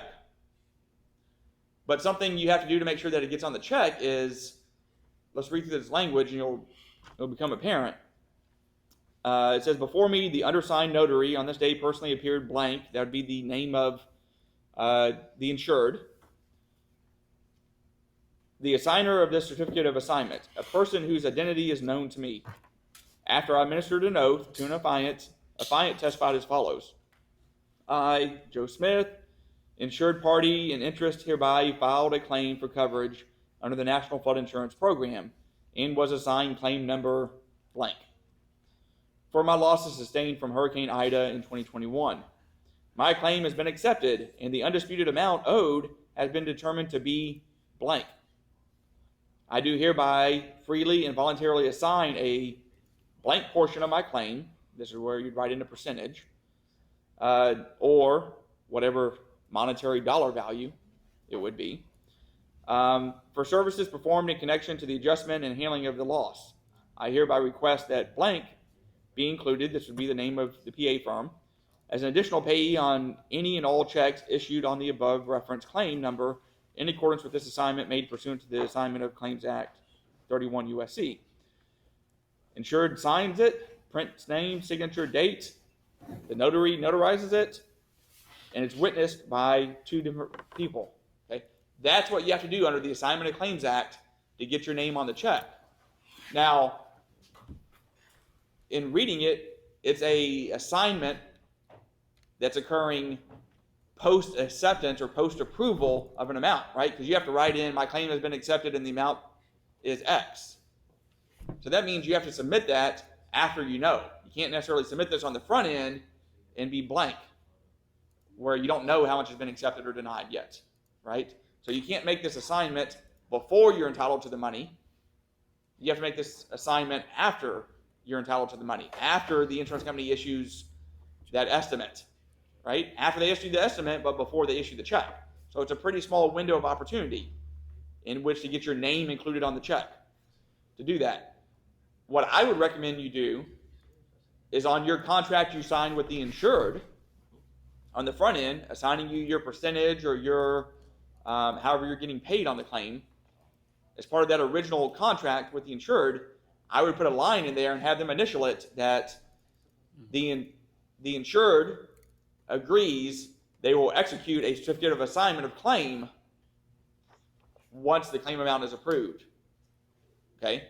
That way, you're getting them to agree that they're going to execute this document on the front end, right? And then you can, once you have the numbers, you can get it executed and get it submitted. Now, what happens if you don't get your name included on the check? Doesn't mean they don't owe you anything, right? You still have a contract with them. Yeah. You still have a contract. You can still enforce the contract. You can still file suit against them if you want to. But collecting payments can be a lot more difficult if your name's not on the check, right? Yeah. If your name's not on the check, then that means that you're going to have to hound them for payment, and it can be difficult to collect, meaning that their homestead is probably going to be exempted, right? So you can't put a lien on their property in most jurisdictions, in most cases. So you're going to be filing suit against them, hoping that they have some money that you can garnish or collect after you prevail, after you get a judgment. Okay, and so hopefully there's some way you can go collect. If it's a small amount, maybe you can. But if it's, $25,000 they owe you, because you got policy limits paid on it for the dwelling, getting $25,000 out of a homeowner that maybe doesn't have the money, he's already expended it and built their house back, could be difficult. So you just need to keep that in mind. I would make sure that with flood claims, you should always be keeping the insured apprised of what's going on, stay in touch with them and all of that, but you need to monitor those claims a little bit closer and remind them through the process that they need to execute this assignment so you can try to get it in and get your name on the check. But if that check gets cut before you get this assignment in, right, then you're going to be dealing with the homeowner to get payment. That means they're going to have to cut you a check. Now you still have your legal rights to file suit if you have to, but that's a longer process, and that means you got to go spend some money to try to collect the money, right? You're going to have to hire an attorney probably, or if you're going to do it yourself, go to small claims court or something like that, if it's a small enough amount. So you can get your name on the check. It's just you have to dot your I's and cross your T's with the way the assignment's made. It would be a lot easier if it was done part of the initial documentation, and you could submit that with your initial notice of representation of the insurance company. But remember, with the NFIP, even your notice of representation has to have different language, right? Even your regular notice of representation you're sending in has to have different language for them to even deal with you on the front end of the claim, even talk to you. So this is on the flash drive in a Word format. You can go in, edit it, but I would reference this, have the insured. You could even have the insured sign this, but not date it, right, on the front end, and then you could later go back and fill in the amount and have them date it at that point. Right. And that take away the emotional. Yeah, it takes away, when it's already halfway filled out, then I think it would take away some of the pushback on, well, I don't know, maybe I don't want to sign this. What did you really do for me? I could have got this paid myself. All the excuses you hear when the money comes in. When the money comes in, everybody thinks, you didn't really do much. Yeah, everybody has a short-term memory at that point. And what? What contract? What are you talking about? So, have you had any issues with, pre-suit or anything, trying to get your firm's name on the check? Or Oh, no, it's on there. We have a statute, it's in 1890, it's in statute, they have to do it if the client signs. Yeah. Always letter of representation, they're always client sign, that's the first thing I send out. So, this is a federal document, so the statute is correct, but then, just change the state of Texas when it comes to notary to whatever state we're in. And which Oh yeah, percentage. I missed that. It's in a Word document, so you can change it to Louisiana. So Gotcha. yeah, just change it to Louisiana instead of Texas. So is so notaries are regulated by the state? Yeah.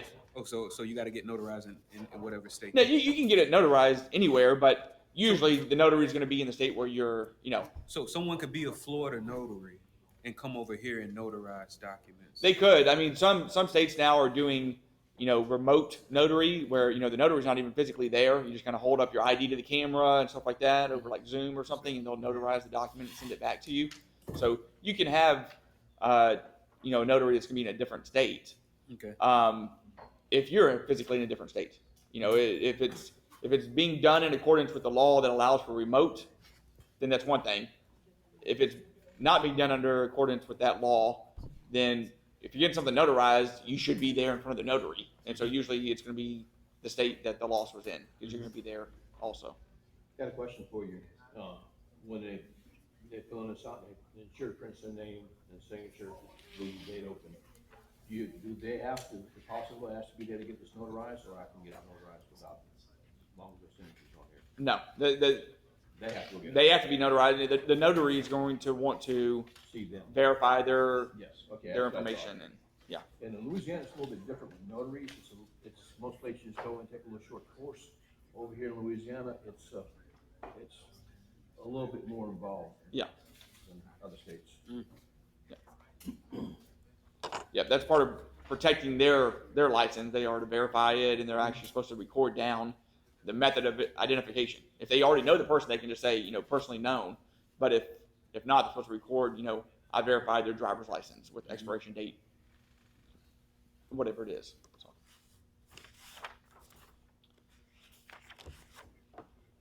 All right, so that kind of wraps up some of the NFIP things.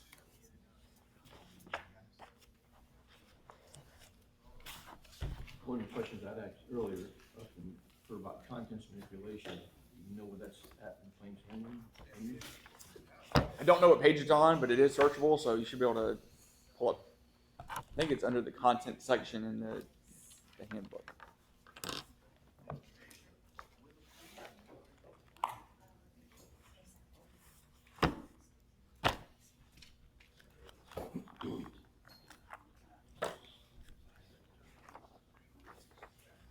There's something on 231:12.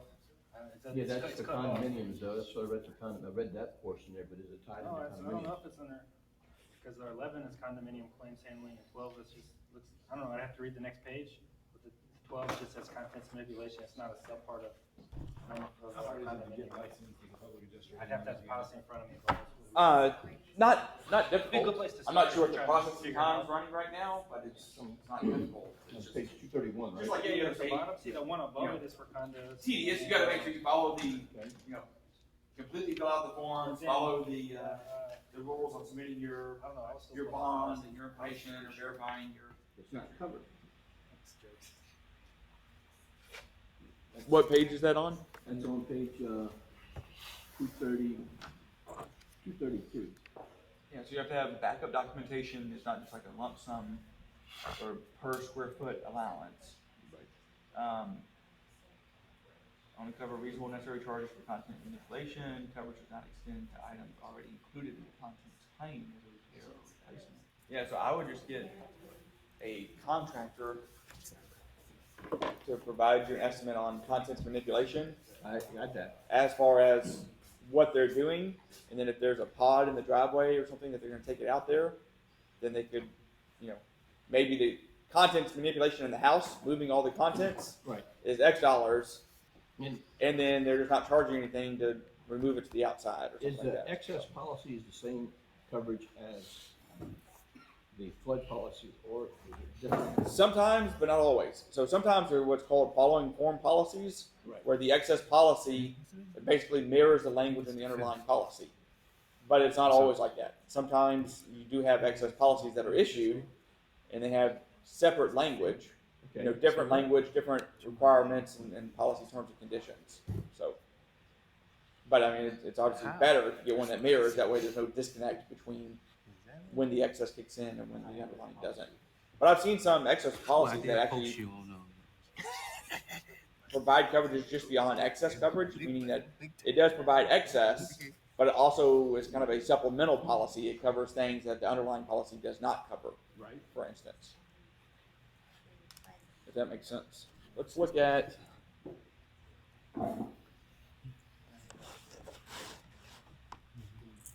Act number 345.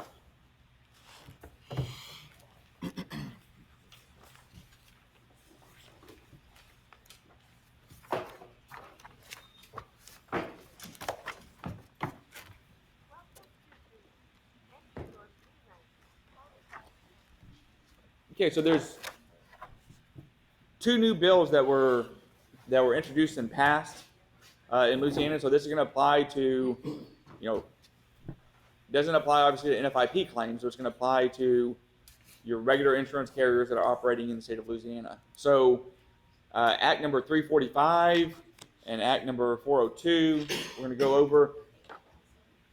There's some really good things in both of these acts. And so a lot of times the legislative acts that have been going on, especially the last decade or so, have all been negative, where you're continuing to chip away at the rights of policyholders. You're taking away rights that exist. Both of these acts actually build back and strengthen and reinforce some of the rights of the policyholders, and then even expands them in several regards. So these are some really good laws on the books, and they came in at exactly the right time. So a lot of them were prompted by, by the prior storms, Lake Charles getting hit twice and all of that. But it's taking effect just in time for Ida. So, it's really going to be a big benefit. You need to be up to date on it, and so know that what's in the law going forward. So 345, go flip over to the second page of that.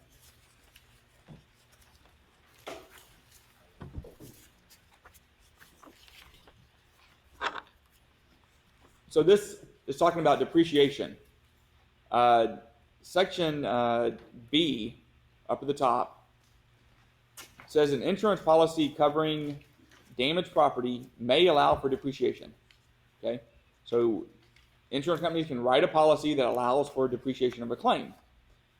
Section C says an insurance policy covering damaged property shall provide that depreciation may be deducted or withheld in a form approved by the commissioner.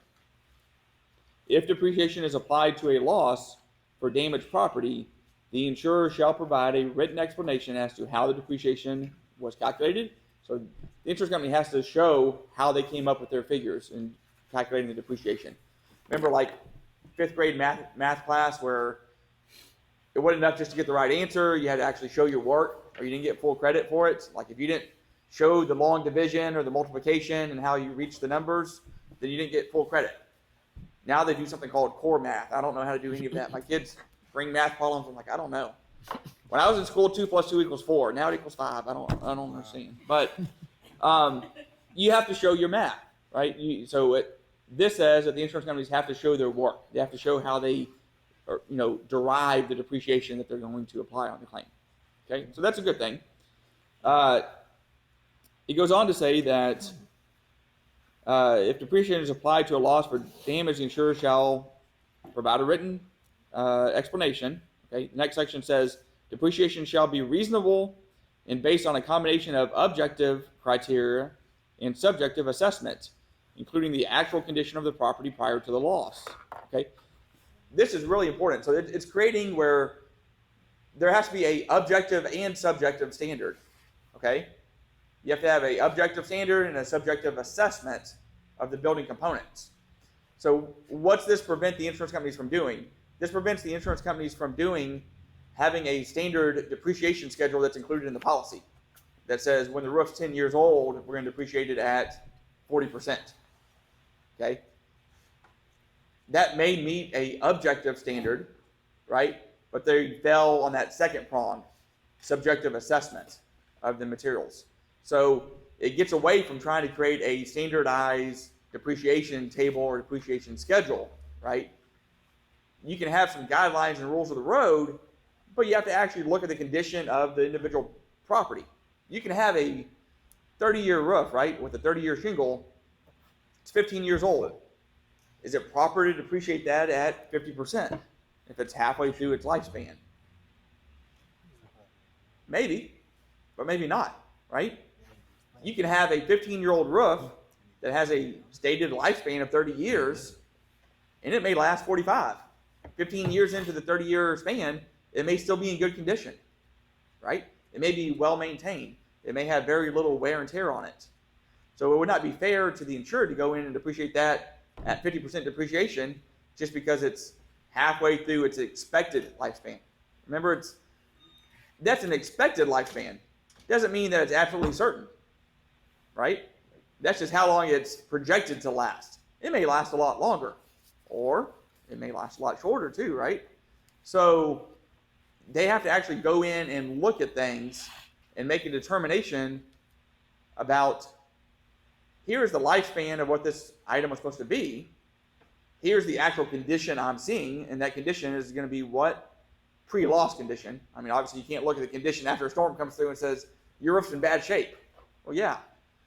So you have to look at the condition immediately prior to the loss to determine how much lifespan it had or did not have left on that.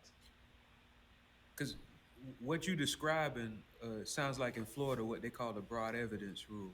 Right. Now, how the best argument that I have is, well, my grandmother's had the same floor for 50 years and we still walk on it. Can you think of another good like just conversationally or argument that you've seen make people think that works when it comes to that broad evidence type of subjective conversation you just said? Yeah.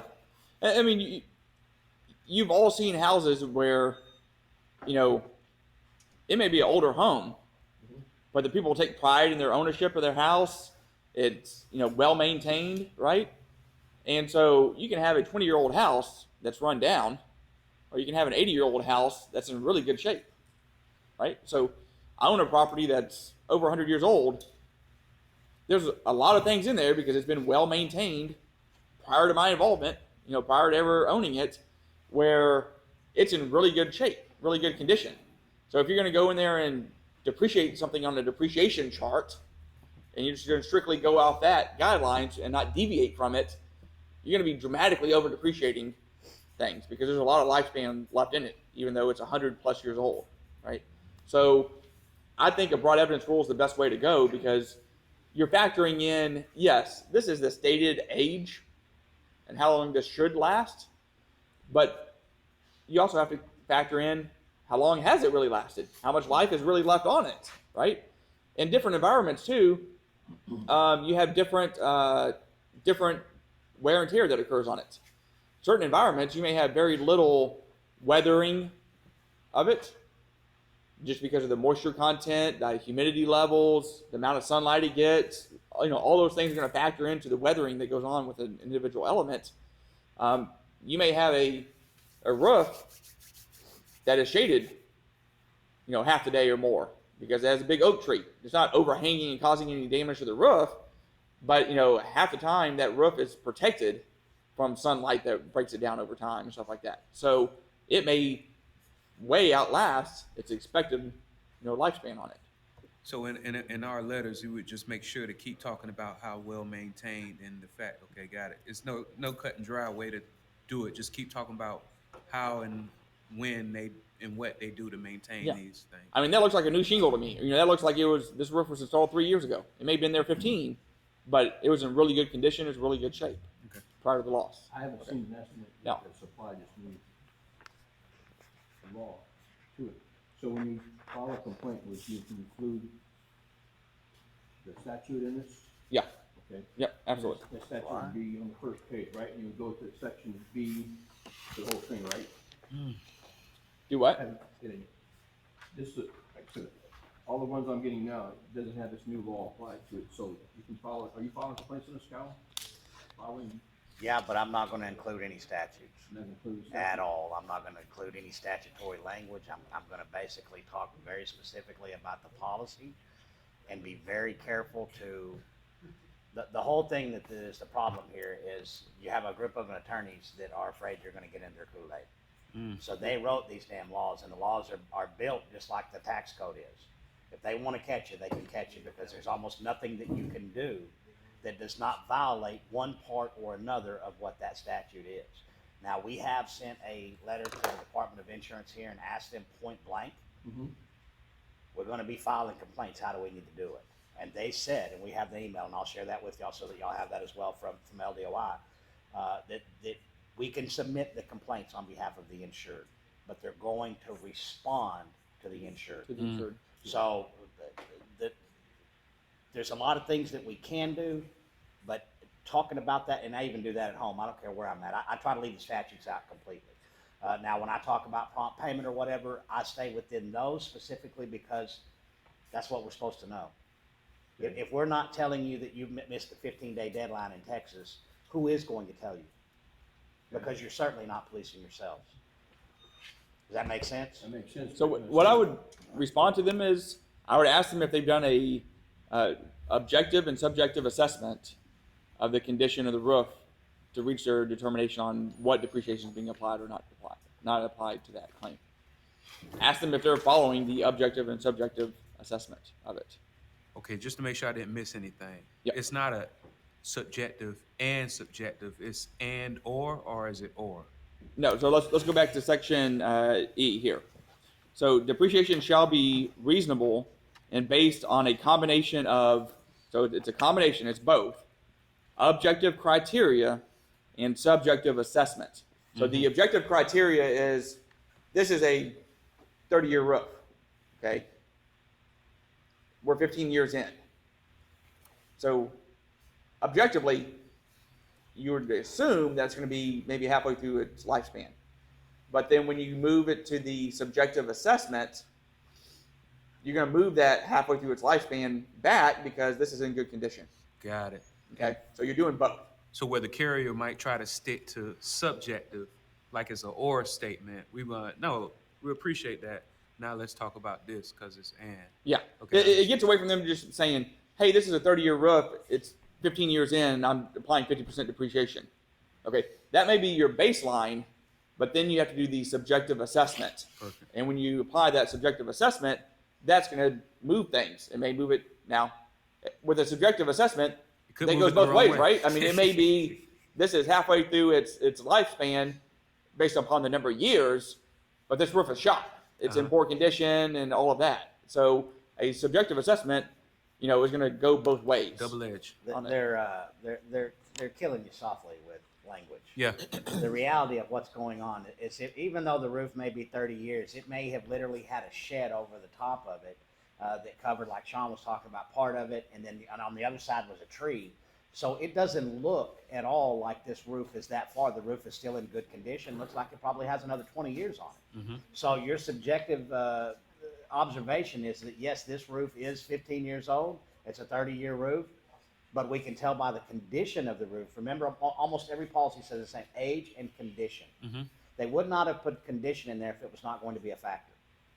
Does that make sense? Understood. So what Shaun's telling you is that you need to look at it and be honest and realistic with what it is. And if you don't believe that this is only a fight you're going to have if you don't believe that the depreciation is correct. Was applied Right. correctly.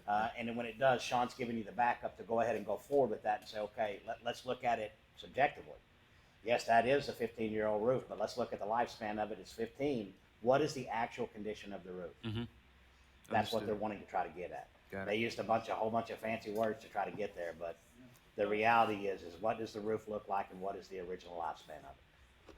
To further what you said, it's right there in Part E, says the last clause, including the actual condition of the property prior to loss. Yeah. Everything just says in policy and right there. Well, and they want to make, and what, Shaun's going to always give you the lawyer response. Always, always, always. and I'm going to try to break it down to where you and I can understand what he's saying. But that's really important. What you just hit on is, right, look at section E there, including the actual condition of the property prior to the loss, right? Remember I said you're making that subjective assessment prior to the loss. You can't make the subjective assessment after the hurricane comes through, right? Because things are going to be damaged. So you're making that subjective assessment prior to the loss. what would be a good piece of evidence to show what the condition of the roof was prior to the loss? If you were never there on site, right? I mean, you probably never met the homeowner prior to the loss. You probably don't know what it was prior to the loss. So what would be a good documentation of the condition of the property prior to the loss? Satellite image? Do what? Yeah, I mean, you could use some satellite imagery. You could use some Google photos. I mean, you can at least see if there's patches there or not and stuff like that prior to it. But the underwriting file, okay? Yep. This is going to force the insurance companies to start using their underwriting file like they should be doing, which is to go back and look at it.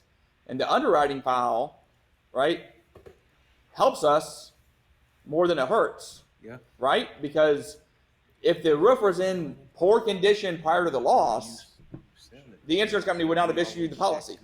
Or they would have issued the policy and said, take these corrective actions or we're not going to renew you when it comes up for renewal. So, He just circled you back around. yeah. Jen Psaki up here. Somebody circle back around. I should never put you in the same. I'm sorry. Oh. You're so much better than that. Question real quick. Yeah. So this is a national, statute for homeowners policies? No, this is Louisiana. This is only Louisiana, because I have one in Kentucky right now that is going to appraisal for the very fact that it's an ACV policy and they appreciated a 15-year-old, 30-year roof by like 57%. And so it really matters because they're getting ACV only. So that's one of the sticking points that we took it to appraisal for, but I was wondering how, because I'm kind of leveraging him saying, look, I mean, at the bare minimum, you could have been objective and put 50%, but you put 57, which it doesn't make any sense. And we're just trying to, it's just a tug of war basically, trying to get it down. Yeah, what's that? You just say that's in? That's Kentucky. Kentucky? Okay. I'll go back and look and see if Kentucky follows a broad evidence-based analysis for you. If you shoot me an email, I'll go back and try to check that. Okay. Yeah. How are you handling, Shaun? I'm not Shaun, Bob? Bob. Cal. Unfortunately, I ain't got a whole lot of caffeine in me yet. Dave, Tim, Yeah. Mike. You. Hey, you. And we're good friends. We should know this by now, but go ahead. Are you writing complaints on this, or what are you doing as far as this? We're not at a complaint point yet. No. Yeah, we're not at on any of the claims that we're doing, we're not at a complaint point yet. Okay, And you But reach it's out to coming the probably adjuster, within or the would you next do a 7 days. complaint? Sorry? So Which one would you do, a complaint, or would you point it out to the examiner? I'm gonna circle back in just a minute. In most states, we file a complaint, right? And Texas and other states, you come taking the boot camp, and, we'll talk to you about that process, or DFS in Florida, or whatever. Louisiana is a little bit different, okay? And so I'm gonna talk to you kind of a little bit later on how to document it, because the complaint process, like Cal said, is a little bit different over here. And even if you do file it on behalf of the insured, they're responding to the insured. Let not me be clear, responding to you. I think that the rules are different, but for the process that you learned that we teach in the boot camp, all this does is accelerate it. Okay. Everything works almost exactly the same as it does under any policy, but it is accelerated here because of them tying our hands. So what we're going to do by the time that this event is over with for the state of Louisiana, we're going to change a couple of things, and it's going to be simply how we change everything. We're going to attack it the way that it should be attacked, and when the whole thing breaks, we're going to point it out. The whole thing's broken anyway. But we're going to have to show them where it's broken at, which means that we have to follow the process to a T, but we also need to be keenly aware that a lot of folks don't like us here. And those folks have law degree licenses. And they're the last ones that we really want to piss off, but they're pissed off before we ever got here. So y'all realize that the Louisiana didn't have a PA law till 2007? I wasn't it was before I started practicing. It was right before Katrina. Yeah, No, right after Katrina. Right after Katrina. Katrina was the onset of why I was here. 2005 was So Katrina, we're yeah, still past really and- in infant stages here. And if we're part of the reason that I wanted to hold this today is that I want to help shape the future. I want to make sure that we keep the good things, Policyholder Preservation Association of America. I want to make sure we keep the good things that are there, not let them take any of them away, but then get them to expand on what they've already put in. To say that not having a contingency fee contract is in public good, that's some of the dumbest shit I've ever heard. That's almost as dumb as saying, hey, we're going to send the guy that owes you the money to tell you how much. Doesn't make any sense, does it? Yeah, I don't know any public policy that says that, hey, I'm gonna charge you $500 an hour because that's what I charge. I'm gonna make a 15-minute phone call once a week, whether you need it or not. And I'm going to bill you, and at the end of the day, then I get to charge you. Even if I don't get you a Yeah, but see, recovery. there's a caveat inside of that too. Then there's another section of the statute that says you can't charge anything unless the money's been given to the insured, Wow. which means that it's absolutely a contingency fee contract. But do we want to fight that fight today? I don't think so. I think that it's actually there for our benefit at this point in time.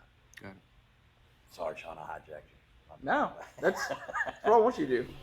Another thing before we move on is, for the precondition of the, like, start putting to build your file, like, get before pictures from the homeowners. Like, I'm doing that now. They're saying it's, structural damage and like a little seepage, but the stucco wall's torn over and the drywall's messed up. My client has perfect pictures. They look beautiful. Like, a few days before the storm, they had a birthday party. So people might not know that right off the bat, but if you put a bug in their ear, hey, be looking, you know, ask your niece when she was over here for whatever. You know, they might have snapped a cell phone picture and put that in your photo report, and that's just gonna help document the file and get it paid. That's good Hey, advice. quite often You now, may put to Melanie to add to the checklist when you're signing the contract, add that question into it. Any recent pictures? Just don't. any recent photos. I mean, if they recently purchased the home, then you can probably go back and get listing photos. Okay, that would show the precondition of the home. A lot of people go take pictures a day or two before the storm hits, right? Because they know now it's on the news. You go take photos of your property before the loss. So a lot of them may have that, or may have photos during the loss, but before the damage really occurred. You know, while the storm was just starting to blow in. So. One guy bought the house, he literally closed on the house, I think 2 days before. 3 days before the storm. Yeah, and so it's like, you got photos, it's like, Welcome I was home. like, that's cool, man, we'll just go to realtor.com and pull them up. Yeah. That's fine. And most of those, if the home has been sold anytime in the last 4 or 5 years, it may have been sold like 4 years ago, but it's still archived. If you go search that address and for sale, you'll find the old listings. It's archived on the internet. You can pull up and look at the old photos. Zillow a lot of times has them or something like that. So, Home Yep, inspection Redfin. Here, report. you can get them where you get them. yep. And you know they can because they pop up with a, well, we have pictures from Google Earth from 6 months ago that shows that shit there. Yeah. Where'd you get that at? So those might be on Wayback Machine, use that, archive it on the website. Well, we understand, and we should all understand that while we love the insureds and we want them to be protected, that we also sometimes have to protect them from themselves because, you know, they get to shaking that head like you're doing now, and they'll put all kinds of stuff in there because they think it's going to help them. No, I want you to be honest with me. I want you to tell me exactly what's going on, and we'll deal with that as it comes. The last thing that I want to see is that you lied to me, and that that adjuster that I'm talking about shows me a photo from Google Earth. Well, for instance, you said that it knocked the shed down. And we don't have any reason to believe you got a pile of shed that's there that's knocked down. We don't have any reason to believe that that shed wasn't knocked down, so we added additional coverages. And then we go to the adjustment, and the adjuster pulls out a picture of Google Earth from 6 months ago with that thing sitting in the same state that it's in now. Yeah, then we become a liar. So it's our job to also make sure that we're not getting told if that insured gives you that feeling that they're not being completely honest, then you better do a real good job of checking out what's going on. Cal, do you ever offer to friend them on their social media? Because a lot of these pictures. What's that? Like friending them on their social media site just to get access to photos they take around their house or Yep. birthday parties and things. If they'd use one iota of the energy that they use to try to deny a claim towards trying to pay a claim, there would be a much different scenario than what we're looking at. But they're not doing that. You have people that are absolutely going above and beyond, and that's kind of what Shaun was talking about earlier. You have the law that's already there. Well, let's look at COVID-19. COVID-19, the federal government come out and did a few things.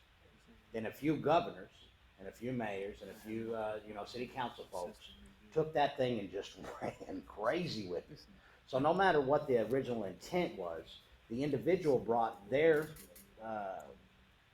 views, whatever you want to call them, into it and made the situation 10 times worse by their involvement. We don't want to be those people. We want to absolutely fight against it and make sure that they're not, that they don't have anything to use against you. Basically, don't throw no poop on the wall, is what that really boils down to. The valuation better be right. If it's not, it should be within human error, something that you didn't know, like the shed that we're talking about. It would not be normal for you to go and look to see if that shed was there on Google Earth, but it is how we absolutely could get popped, and then the next thing would be how you handle that. Thanks for bringing that to my attention. We'll pull it off the valuation right now. And then you have a talk with your insured about them lying to you. Yeah, part of investigating the claim is investigating it. Go fit. Right? So, even if you're a client, it doesn't matter. You know, if you don't believe that that was there before or that would maybe be pre-existing damage, I would certainly, because you're protecting your reputation, right? And so you don't want to get a reputation where And this- you're just going to throw anything at the wall and see what sticks. In this profession, that's all you have. You get the reputation of being that guy, you'll always, or that girl, you'll always have that reputation, and it will be very hard to overcome. All right. Next section here. Section E. So E1. An insurer shall not. Yeah, we're on 345, page 2. Section E1. An insurer shall not require the repairs, replacement, restoration, or remediation be made to an insured's property by a particular preferred vendor or recommended contractor when making a payment on a residential or commercial property damage claim. I wish Florida would implement this, so it's the right to repair. This is saying you can't have a right to repair, right? So the insurance company cannot demand that you use their contractor, their preferred service provider, their whatever they want to call them. Lackey, yeah. Even if that's written into their policy. Do what? We've seen it written into the policy where they have. Cannot trump state law. Yeah. And normally when we see that policy, if you've been noticing, Stephen Hodge's been posting a lot of good stuff on the, he always does. He literally is posting some of the policies where they changed the policy language. Yeah. And literally, if we look at what's going on, flood, the only good thing about flood, the only good thing is national. You only got one market. When we talk about all the other coverages, each state is individual, each state is different, which means that the carrier who may sell insurance in all 50 states has 50 different markets to toy with. So if I get in trouble in Texas, that's just Texas. I still got 49 other states that you got to go to a court to tell me that I can't do this anymore. So what may happen is the Texas policy may find its way, or the Louisiana policy might find its way in Texas because it's more beneficial for that carrier. And then somebody in this room would have to catch it. You think an insurance is going to catch that you have the separate policy? That's why it is imperative that we get that policy every time and we look at it, make sure that it's certified. That way you can't tell me that you're lying. So the right to repair is, they can have a preferred service provider, we'll see in the next section, but they can't demand that or require the claimant to use their preferred service provider. So section E2 says, an insurer shall not recommend the use of a particular preferred vendor or recommended contractor without informing the insured or claimant that the insured or claimant is under no obligation to use the preferred vendor or contractor to complete repairs, replacement, restoration, or remediation of the insured's property.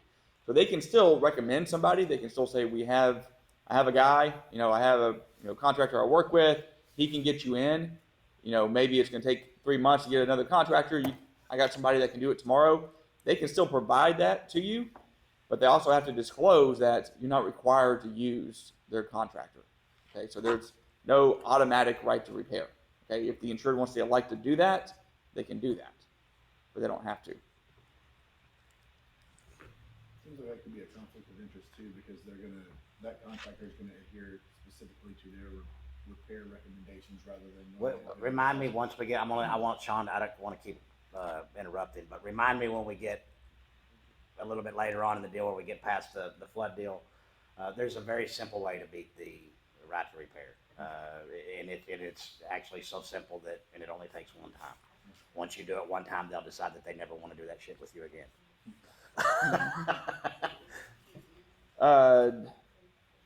F1. So in the adjustment or settlement of first party losses under fire and extended coverage policies, an insurer is required to include general contractor's overhead and profits in payments for losses when the services of a general contractor are reasonably foreseeable. So this means that they have to include overhead and profit as long as it passes the test on whether it's reasonably foreseeable that the insured will utilize the services of a contractor. It's not a paid when incurred item. It's not go get a contract with a contractor and come show it to me, and then we'll include it in the estimate. It's not go do the repairs and then we'll take a look at the invoices and we'll decide whether to pay overhead and profit, okay? As long as that determination is made on the front end before the work begins on whether or not the insured is reasonably likely to utilize the services of a contractor, then OH&P should be paid, okay? And that's gonna be on every claim. Okay, can they exclude certain trades from O&P? I've got several claims where they've taken the Nope. O&P off the loose. That's kind of, I've read this thing over and over, interpreted it, all trades. So even a mitigation company would be entitled to O&P. If it's owed, it's owed. And see, but then you turn back into those preferred vendors. They're not charging the O&P because they're Yeah. afraid they're gonna I'm lose just their bread throwing a and broad butter. question out here. Yeah, But if you remember in class, we actually, from the Oklahoma claim that we do in the complaint section of it, we show exactly what happens when those guys come out there and they don't charge the O&P, Right. or they only charge 10% O&P. We proved very clearly what happens. You rob from Peter to pay Paul so that you can make some money. Right. Who gets harmed in that? Absolutely, because in that instance that we're talking about, they went from a very, very high-grade custom cabinet to the stuff that we could go down to Lowe's and pick up right now and pull it over and put it in their kitchen. That's where they're making that money up. And so we need to be careful in how they present it. I don't care, the way that we write them, I don't care what the mitigation guy did. We're gonna do what we know to be right, and then we're gonna move forward. Now, if they've already got a bill and they incurred that cost, we're gonna go ahead and add it, but we're also gonna look at it and make sure that you didn't do a bunch of, well, for instance, the bathroom. Got a little 60 square foot bathroom and they got 6 fans in there. Really? And we see it all the time. Why? Because they're trying to make up for not having the O&P. Most of them do not even understand that that's what's going on. Why are you doing this? Well, because I'm not making enough money. They ever occur to you because you're not charging overhead and profit, and your due overhead and profit, that's 30% at a minimum. Keep hijacking, I'm sorry. No, I like it.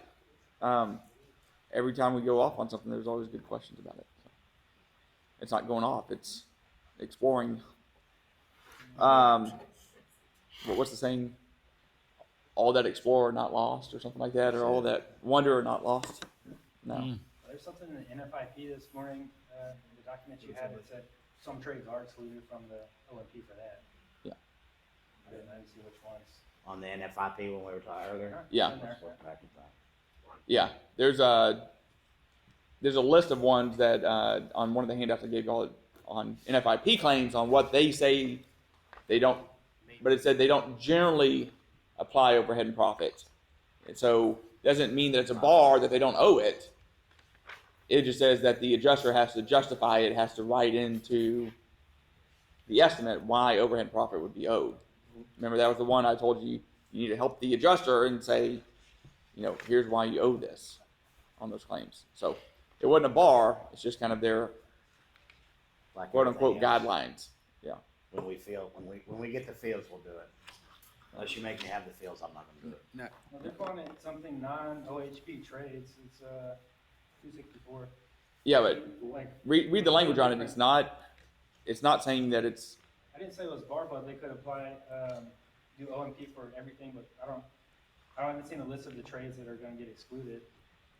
It says what they typically grant it for, but then there's like some non-OHP trades might be in the actual policy. yeah, Kind of a sidetrack, but. it has non-OH&P items listed, but then it has language that goes on. Where's it at? Oh, typically omits, okay, there's a word. Yeah. 264. It says it typically omits certain, which says like one of them was contractor bid items. Can you read off the list there? You got- I got cleanup, treatment against mold and mildew, building dry out, HVAC, kitchen appliances, carpet and padding, and contractor quotes or receipts. Contractor what? Receipts Quotes or or receipts, like bid items, and They wouldn't need overhead and profit on those? under National Flood Insurance Program, it's saying these items are typically omitted from overhead and profit, but it doesn't say that they can't pay overhead and profit on it. Yeah, It just goes on to say that the adjuster has to provide documentation and justify why they're paying overhead and profit on it. So, Now, we're gonna do a little side deal simply because it's a good time to do it. We have a claim going on flood where we got the guy 120 grand and he didn't have any money before we got involved. We got him 120 grand. But the FEMA adjuster said to him, I don't have to put their name on this check, which means that you don't have to pay them. They issued him a check based off of our valuation. They literally went in and marked red on the things that they weren't going to pay, which were bullshit anyway. But, you know, they come up to 120 grand based upon our evidence. So we're litigating against this guy. We took him to court. I'm going to get our money. And we get in there, and this guy literally calls Shaun 5 minutes before the deposition and says, you have the opportunity right now to pay my client 15 grand, but you have to do so before the end of the deposition. If you wait till the deposition is over, then that deal's off the table. We're all pissed. Shaun's pissed, I'm pissed, Monty's pissed. We get into this Zoom deposition, the first thing, and it was beautiful. It was one of the first times I've ever seen Shaun really get on somebody's ass. And he got all up in the middle of the boys' stuff, right on the deal. Guy, I want to put this on the record. You know, this guy's trying to perform, you know, some type of blackmail. He's pulled this deal, and we want to make sure that we have this on record because it's so unusual, the way that he, you know, phrased the whole thing. So he automatically, oh, I'm so sorry, that's not what I meant. And then he starts going forward, and then he starts to present the reason why he believed that we should have paid him. What he tried, what I'm getting at, the whole point of this story is that they don't understand. Even the attorneys don't understand. The guy literally is telling us that flood cuts 2 checks. He's read this handbook, and this is what this handbook tells him it's going to do, and that the flood company, the flood payment comes out, and they pay the first time simply to remove all this stuff that you see now. Nothing to go back. No return on the construction at all, simply to get all of the bad stuff out. And then somebody else comes back in after that and then issues the amounts to put all that stuff back together. he said the initial estimate's always a remediation estimate only, you know, just to demo. And it takes you a second to get dumbed down to that level and go, wait a second. You mean you're trying to tell me that this is what happens? And I mean, just as this guy really believes this. So this is when Shaun says, you know, I believe, he lets him go through all these questions and gets the stuff done. And when he's done, and Shaun says, I believe that there's teachable moments in life, and this is one of them. Mr. Spoon, then we went back through the original valuation that flood cut. Mr. Spoon, line item, you know, 456, what does it say to remove and replace, or does it just say to remove? No, it's to replace. It shows putting it back. And we went through, you know, 15, 20 line items. And the guy still, well, that they offered 5 grand a couple weeks ago. So they're now 20 grand higher than what they started out. They started out saying they wanted us to pay 15. They're now to the good 5. But the guy is so completely, and to me, I don't know anybody that could read anything and come out with what he come up with. But he damn sure did. You owed him 15,000. How did you owe him 15,000? He thought that, what he was saying is that we took advantage of the insured, knowing that there would be a second check cut for the other Oh, items. that was the attorney. Yeah. Yes. Okay. Saying the second check was coming regardless, like regardless of what you did, it was No matter what, they were gonna come back out there and cut the money to put the stuff back. The first check was only to take the stuff out. Oh, no. Only to take the stuff out. And the other attorney didn't read the estimate. He didn't know how to read the estimate. He doesn't know what, but the point is there's a couple of them. Number one, better not ever hire that son of a bitch, because he'll get you in more trouble than anything that you could ever possibly think by having things happen that he didn't know how to counteract. Somebody like Shaun will, or hopefully Nick as well. The second part of that is that don't try to make people out to be where they can think cognitively. They can't. This is a direct deal from a guy that's went to school, supposed to be learned, supposed to have an education, supposed to have a little bit of common sense about it. He has fundamentally got the whole process wrong, and then banked an entire defense upon that fundamentally incorrect assessment. So we're going to deal with these same people over and over again. In other words, I don't care what they do. You know what the right thing is to do, correct? Then you keep doing that thing according to the guideline. But don't let them ever get you off in the corner thinking that they have This guy, if it was anybody else, I promise you, you'd be scared. You'd be sitting there going, this guy's, because he was so convinced. You ever meet somebody that's lying, but they're so convinced that you almost like your kids? Did you do that? No, Dad. I saw you do it.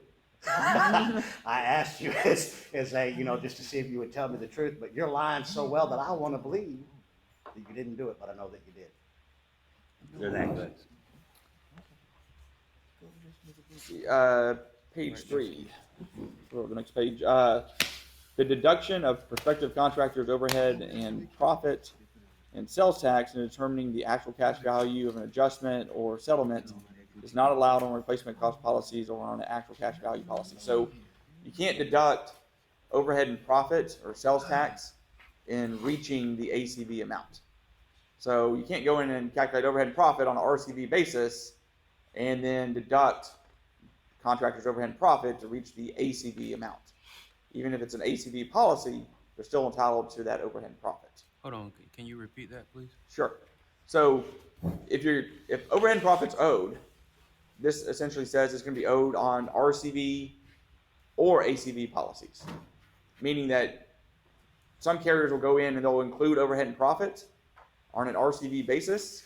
Then they'll go in and subtract that overhead and profit, basically depreciate it, and then tell the insured, you'll pay that. There's overhead and profit here as recoverable depreciation, but you have to go incur that cost first. Yeah. Okay. And this is saying no. Overhead and profit is owed on an RCV or ACV basis, meaning that they're going to owe that. That's a complaint issue. That's one of those complaints that would be followed quickly.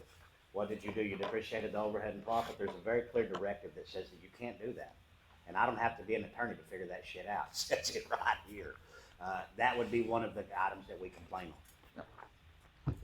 on. On 345, bottom of page 3, or starting section G. So this is a section that does not take effect until January 1st, 2022.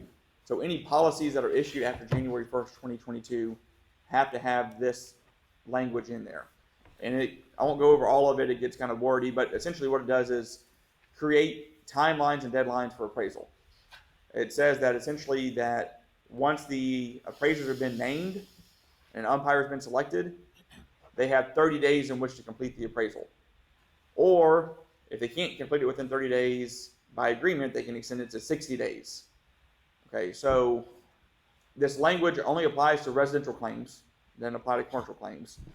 And it's not going to apply to any IDA claims because it will start January 1st, 2022. But if your policy doesn't renew till July 2022, then it's not going to be part of your policy until your policy actually renews. So this is language we're saying has to be inserted in new policies that renew after January 1st, 2022. So it basically creates some timelines for appraisal, 30 or 60 days to get them resolved once both appraisers have been appointed and the umpire's been named. So, and I actually like what they did on that very first paragraph there. With permission to substitute the word company with the more accurate descriptive term for the insurer. Why do you think they have that in there? Insurance company is very good about misleading people. Think about a mold exclusion. We don't cover mold, and then you have big black bold block lettering saying we don't cover mold. How many of you do know a loss that started with mold? Not too many. It doesn't happen. There has to be a catalyst. There has to be something that occurred first, which is the covered loss. So you don't cover mold as a covered loss unless you have an endorsement for it, and that endorsement would only be the removal. But mold is covered in every policy provided a covered loss occurred first.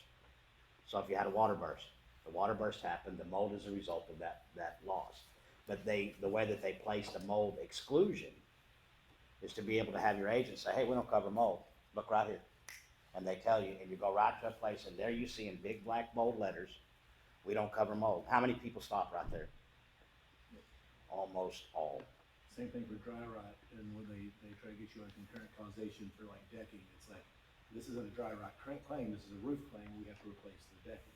and stuff like that. Why are you replacing the decking? right. Do what? For buildable surface. Okay. Huh? Why are we replacing the decking? For a complete roofing system, millable surface and. And nailable surfaces do for what? Huh? Why are you doing it? Why do you need a nailable surface? And I'm going somewhere with this, so Because the manufacturer requires it to do what? to put the roof back in. But what does it grant the insured once that's done correctly? Warranty.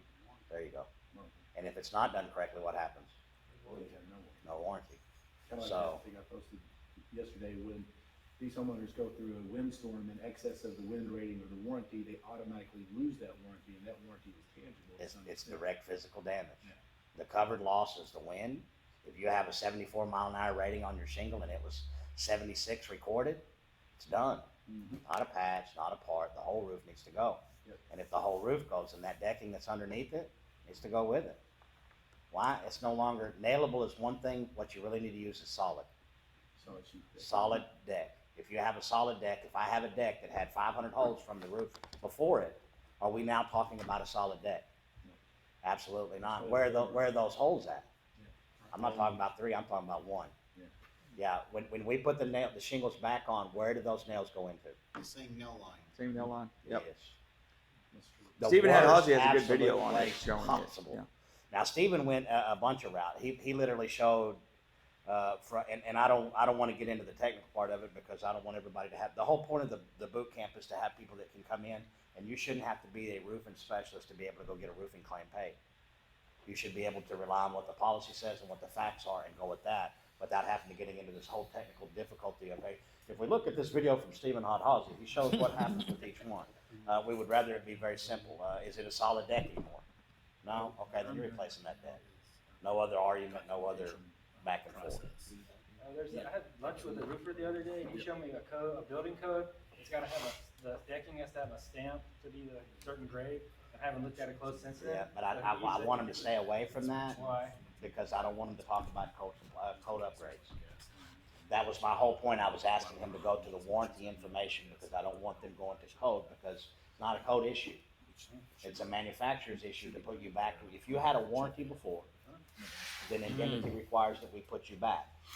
So I don't want them to come back, and even though it would be an improper denial, they try it all the time and say, well, you don't have code upgrade, so we don't owe you for that. It's not a code upgrade. This is indemnity. This is putting you back. But it just takes away, the whole concept of the boot camp is let's put you in a box, and then let's remove everything out of that box for you to climb out of. So we try to make sure that that box is nice, tight, and there's 2 options. Pay today what you owe, or pay tomorrow with everything that comes with that, the consequences of your action. Go ahead, Sean. You got a question?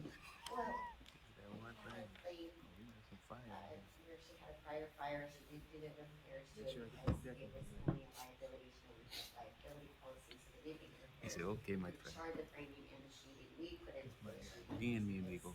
Yeah. Well, and we put in for framing as well. So we put in the framing as well. Can y'all speak up just a little bit?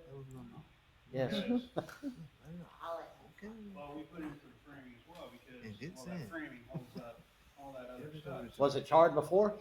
Huh? Was it charred before? Well, I don't even know when the fire happened, years ago. 9 years ago.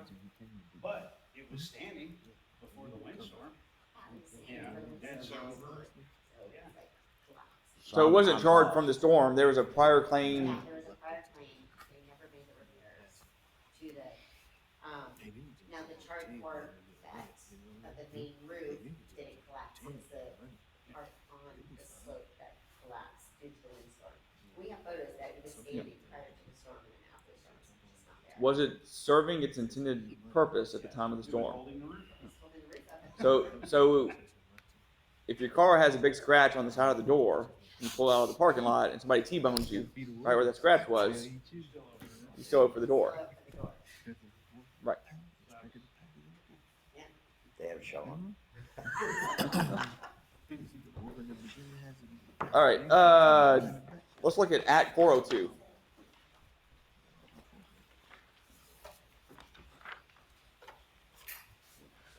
Yep. Everybody have 402? Yep.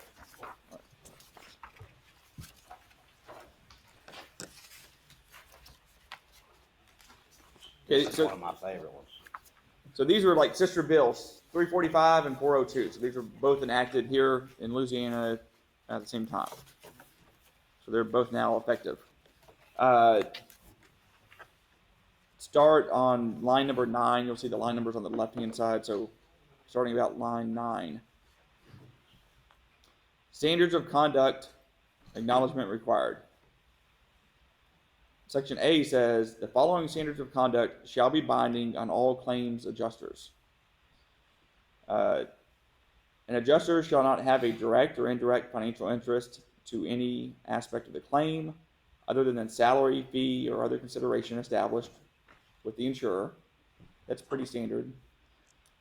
Number 2, an adjuster shall not require any interest in, an adjuster shall not acquire any interest in salvage of property subject to the contract with the insurer. Number 3, an adjuster shall not solicit employment for, recommend, or otherwise solicit engagement directly or indirectly for an attorney at law, contractor, or subcontractor in connection with any loss or damage for which the adjuster is employed or concerned. All these are pretty standard. I'll kind of highlight the ones that are different and are kind of noteworthy when we get there in just a minute. Number 4, an adjuster shall not solicit or accept any compensation directly or indirectly from, by, or on behalf of any contractor, subcontractor, engaged by, or on behalf of any insured. Number 5, an adjuster shall treat all claimants fairly. That's a really good one, okay? I mean, it should be common sense, but the fact that it now carries the weight of, the force and weight of law is really good for policyholders here in Louisiana. So, an adjuster shall treat all claimants fairly. Let me ask you, do you think that we maybe could get an audience with Donlin and see if he will issue claims handling guidelines that are not in the statute so that we can use those? You understand what I'm saying? Get them out of the damn statute to where they're in a handbook so that we can refer to them and say, I'm not reading the law, I'm not, being a lawyer, but right here it says because almost every one of these things that we're talking about is something that each person in this room will see on every claim. Like a notice to insureds or to policyholders, or kind of a pamphlet or some sort of guideline that something that we can refer. I think Donlin is in a flux state right now where he's pliable under a couple of different areas, and I think if you can prove the benefit of what we're saying, and a lot of it will be to keep the court system unclogged. If you've got to get a judge or an attorney to say that you're violating these things because they're an attorney, you're literally going to clog up the entire legal system because we can't talk. You've tied our hands, and we can't even go to the most mundane of things and say, hey, did you handle this honestly? Yeah, I know you lied about everything that you did. Mm-hmm. So, you think maybe that's a possibility? Yeah, we're trying to set that up. Something like that too. Florida's got a beautiful thing like that. Yeah. You have to give the claims handling guidelines to the insured within 14 days of filing a complaint. It was one of the best ones that we had.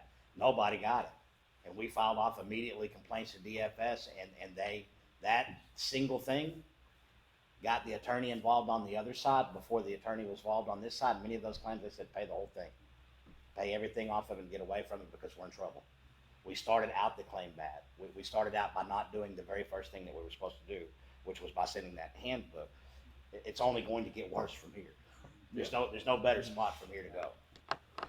He's been issuing directives recently, I think I have it on my phone actually, of it, just reminding the carriers of the good faith and duty of good faith and fair dealing, bullet point stuff. It's not really specific to adjusters, but it applies. See, and he could put a bulletin out, and because the bulletin addresses the insurance industry, and it's not a statute, then I feel that we could take that and use that in our everyday claims handling, and it would only be beneficial to the insurers. Yeah, normally it takes the kind of, he issues a bulletin or something like that, saying, advisory, reminding, adjusters, insurance carriers that they are to comply with the following, kind of just enumerate. We give him a way out where we don't tie his hand. I found out a long time ago, putting them in corners doesn't do very good for me. Nobody likes to be in the corner. Now they come out fighting, and no matter what we did, we had they messed with me in Tennessee over my license. They didn't want to give me my license. They sent out the bill denied, and I called Shaun and I said, "These son of a bitches, I said, so give me some advice here. Should I literally attack them and go running after them and try to beat the shit out of them in the media? Or should I hire the attorney and let it go the route that it should? You should hire the attorney, Cal. And he was absolutely 100% right. If I would have, done the Cal thing and went out and called these people out and got them involved, we would probably still be fighting that battle. But because we didn't, I went and paid the attorney over there. They went and put literally the day that we submitted to them for to review the application again. We got a letter sent out in the mail that very. They didn't even send it to the attorney. Was shocked. What the hell happened? I'm the attorney of record. They didn't even send this stuff to me. They sent it straight to you. They approved the license that day. Now, it cost me some thousands. It cost me some time. But because I took the advice that I tell everybody else to listen to, I didn't go out trying to swing. I literally got the thing handled way before I would have if I would have went swinging. Now, some instances, and that's why I asked in some instances, there's no choice. We need to go ahead and come on out swinging. That was not one of them. Number 6, an adjuster shall not provide favored treatment to any claimant. Number 7, an adjuster shall adjust all claims strictly in accordance with the insurance contract. They should be doing that anyways, but what's the importance of this? What's the takeaway? It codifies the fact that your claims manual, your claims guideline, my supervisor said, the desk adjuster said, we don't pay for this, or we don't pay for that. It says they're supposed to adjust a claim strictly in accordance with what? The policy, the insurance policy, not their claims manual, their claims guidelines, what their boss told them, what somebody else told them. But I had to work, leave me alone. This sounds like they're saying, Aaron and Sarah, here's this section's for you guys, right? Yeah. That's why we always told our We're not even homeowners, allowed to submit have claims your without. contractor contact us, an assessment, we'll agree with it. So anything they're paying or not paying, they should be able to reference back to the policy itself, right? If they're giving you a position, that position ought to be bounded based in the policy. If it's based in anything else, I don't care what it is, it's in violation of this. So think about what we already do with the process. And the closing on our exactment, what does it say? Please respond to any denials in writing and be specific to the item. See, we've already addressed much of this stuff is already in the process there that you're already doing. Shaun is merely pointing it out for the people that haven't been to the boot camp and what's going on. But if you've been to the boot camp, almost everything that we're doing, that he's talking about doing, what are you doing already? Already. That thing, yeah. Protect the insured, right? This was for the people in the No. cheap seats. Number 8, an adjuster shall not approach investigations, adjustments, and settlements in a manner prejudicial to the insured. So I call them outcome-oriented investigation. They already know what they're going to do before they even got out of their truck, right? They already came there to deny the claim or underpay the claim. So, conducting the investigation where it's prejudicial to the insured. With the winter storm claims in Texas, I got a lot of State Farm cases, got a lot of farmers cases. First question, when I deposed the adjuster, did you bring a moisture meter to the investigation? No. Did you bring a thermometer camera to the investigation? No. So this requires them to conduct the investigation in a way that's not prejudicial to the insured. Is the insured prejudiced if you show up to a water loss and you don't have a moisture meter? Of course they are, right? So you're conducting a claim that's outcome oriented, right? You already have a preconceived plan of, according to the CEO of State Farm, all these claims are less than $25,000. So if I don't have a moisture meter, maybe plausibly I can write an estimate and keep it below $25,000. But if I have a moisture meter and I start testing things and it starts well, I'm not gonna be able to comply with my directive, which was, hey, all these claims are less than $25,000, right? So not showing up with the basic tools of the trade to properly investigate the loss is a violation of this section. Not bringing a ladder to an inspection, or using ladder says somebody else, if using that other person is not leading to a complete and thorough investigation of the loss, right? You can use other people to help scope or help investigate things, But if they're doing an inadequate job, then that's also a violation of the section, right? Because you can't rely upon an inadequate investigation. Number 9, an adjuster shall make truthful, unbiased reports of the facts after completing a thorough investigation. So, one, they should be rendering an opinion until they make a complete and thorough investigation, right? So they shouldn't have preconceived notions or determinations that are going on. But it says that they have to make a truthful and unbiased report of the facts. So the facts are the facts, right? They don't have their facts and some other facts. So this is pre-existing condition, this is wear and tear, right? What facts do you have to back that up? If you're saying that this is, in fact, wear and tear that caused this damage, right? What would be your factual basis for that? Because you have to make a determination based on facts, not opinion, is essentially what this section is saying. It can't be opinion based. You can't be just throwing things at the wall to see what sticks, right? If you're saying all this damage to the shingles is because of bird poop that flew over, then you ought to have some sort of factual documentation and evidence that isn't true, that what caused loss or damage to this particular And we actually area. hear that stuff. Yeah. That's bird poop. That's bird poop. That's bird poop. Hey, granular loss is bird poop. And I did want to add, when on number 8, when he was saying adjuster shall not approach investigation, if the Bar Association comes after you, there's very few people that are going to be successful. One that I can specifically speak to, Jansen International, out of Texas. They came after Jansen saying, hey, you're practicing law. And it was the state bar that came after him. And it went all the way to the Supreme Court. The Supreme Court said, no, they're not. So they have to in order, because you're a licensed public insurance adjuster, what else would you be doing? It's what we're looking at here. If you can't interpret the statute or what's supposed to be going on, then what are you doing? Yeah. And what they said was, we've carved out a little niche, that they're public adjuster licensed. If you think about what do we have to take to get our public adjuster's license? The exam. What does the exam include? The legal part, doesn't it? Mm-hmm. And then every 2 years when we do continuing education, what do we also have to do? Law and ethics. Law and ethics. So why are we doing these things if we're not doing law and ethics specific to healthcare or to anything else? We're doing it specifically to the niche that we are in. This carved out section. Exactly. Which is, these are some of the things that we're going to fight for at the end of this journey, is to prove, your stuff doesn't make any sense. And it's good that you've got us in here, and it's a great deal that you've got us here, but we need to get the parameters narrowed down so that people are not afraid to come work here. Right now, if you think about what the biggest consensus on Facebook and every social media platform that you're talking about is worrying about coming to work in Louisiana because of the claims climb. The insured should have the ability to hire a public adjuster when they want. That's the reason that we have the statute here, and there shouldn't be a whole lot of things that keep you from coming here.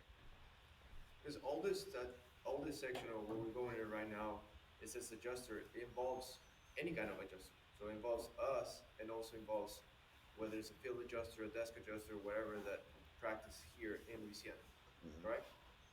In my deal, I have a section on their conduct as well. Shaun only has ours as the PA. I have a section on mine that shows what their duties and obligations under their license are as well.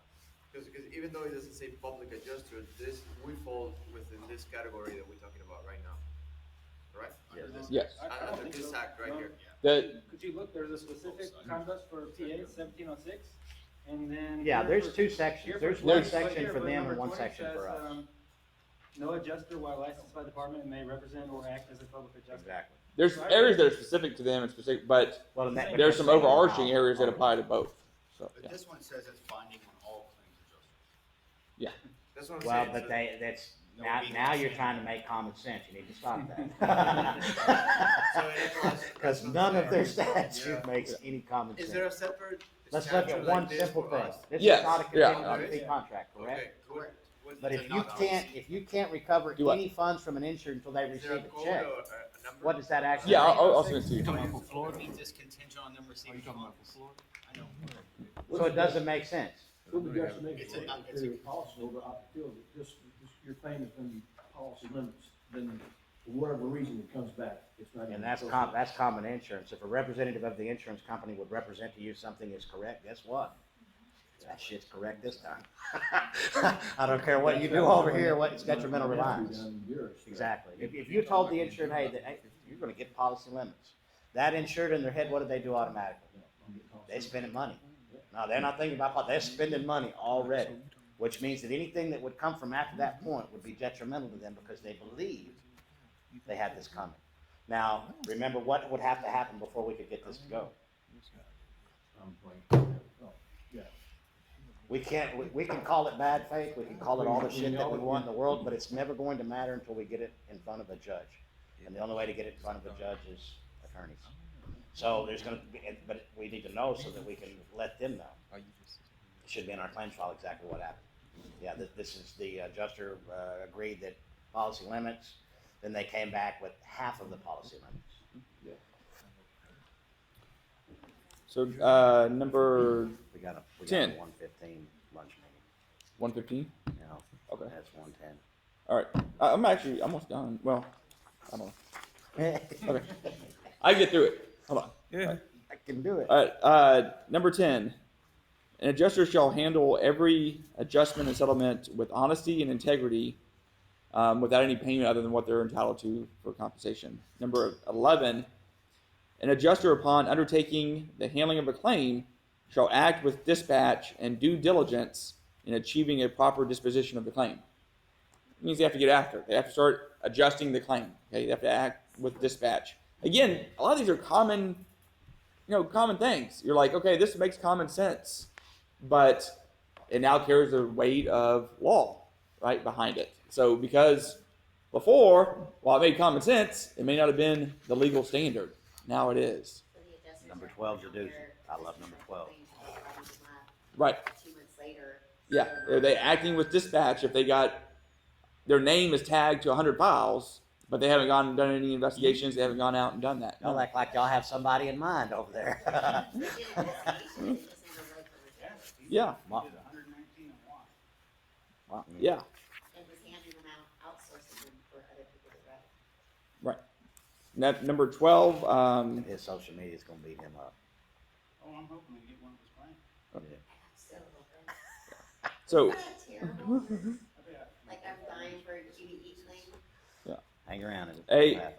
an adjuster shall promptly report to the department any conduct by any licensed insurance representative of this state which violates any provision of this title or department rule. So this makes it mandatory reporting. It's not discretionary. It says shall, right? The word there is shall. So that means it's mandatory. So that if an adjuster, a desk adjuster, a field adjuster, doesn't matter. If an adjuster out there knows that others within their organization or others they're dealing with or others they've witnessed are violating the section, it's mandatory reporting. They are to report it to the department. It's kind of like, child endangerment or child abuse. There's certain mandatory reporting requirements. If you're a doctor, if you're a nurse, if you're a school teacher or school administrator, and you witness some sort of abuse, you can't keep your mouth shut. It's mandatory reporting. You have to report it to the proper authorities. This makes it mandatory reporting on other adjusters to turn in bad apples. What is the consequence of not doing so? I think they'd be putting their license in jeopardy. So you understand what he's saying? If you don't tell, then you could be in trouble. Now, I think there's a very peculiar part of that at the end of it that says, of this title or department rule. I think that's the answer to what we want Donovan to do. It's a department rule that narrates what he's talking about. How can I report this to you if I can't review the law? How do I know I need a mechanism to report it. Exactly. And if they're saying that no insured can report, before we got the email, the actual statute says that we can't file a complaint. This says that we must. How else are we going to report that the adjuster is there? There's so much contradiction going on that it is absolutely, it's a tightrope. So like the desk adjusters that are not responding to the alert when they're calling. That's a complaint. Yeah. Now we do it. Luckily, we have an email. Not many people are smart enough to send the email to them and go, "What do you want us to do?" Yeah, we're fixing to put some shit on you, so you need to tell us how you want the shit. You want it on the side, you want it up front, or how do you want it because it's coming? And they told us, you can go ahead and submit, but we're going to respond to the insured, which in itself is dumb. The insured doesn't know anything. That's why they hired us, because they don't. They're barbers, they're physicians, they're all of these other things that have nothing to do with insurance. How in the world would they know what they're supposed to do? It's like expecting you to go catch the guy out there speeding. You don't have any authority. You're not even sure what the rules are, or what you can and can't do. Doesn't make any sense. He said he could get to, but I keep stopping him. No, I'm going to do it. I got it. Let's see. 13. This is a really important one. I'm really glad they implemented this. So, an adjuster shall exercise appropriate care when dealing with elderly claimants. All right. How many times you have grandma that owns a house? She can't see. She doesn't, where's your damage? I don't know. There's a leak over here in the living room. She may not have been upstairs for the last 10 years because she can't go upstairs, right? She's not going to get in the attic space. She's not going to get on the roof. And so it says that there's a heightened duty when you're dealing with elderly people to factor that into how you properly adjust the claim. It means that as an adjuster, they probably need to spend a little bit more time to more thoroughly investigate the claim. Make sure that they've gone above and beyond to document what is and is not damaged, because they can't rely upon just what they're being told by the claimant. I like that heightened duty. Yeah, Florida used to say extraordinary care to elderly, and they struck it all out recently. Well, and most of these laws are addressing other things about the elderly and things like that. They're just reinforcing them. If you think about how many times they talk in this thing about not taking any compensation any other way, they say it like 12 times. Mhm. Yeah, you can't get any money from over here. By the way, you can't do anything from over here. By the way, I know we already said this before, but you can't get any money from anything else.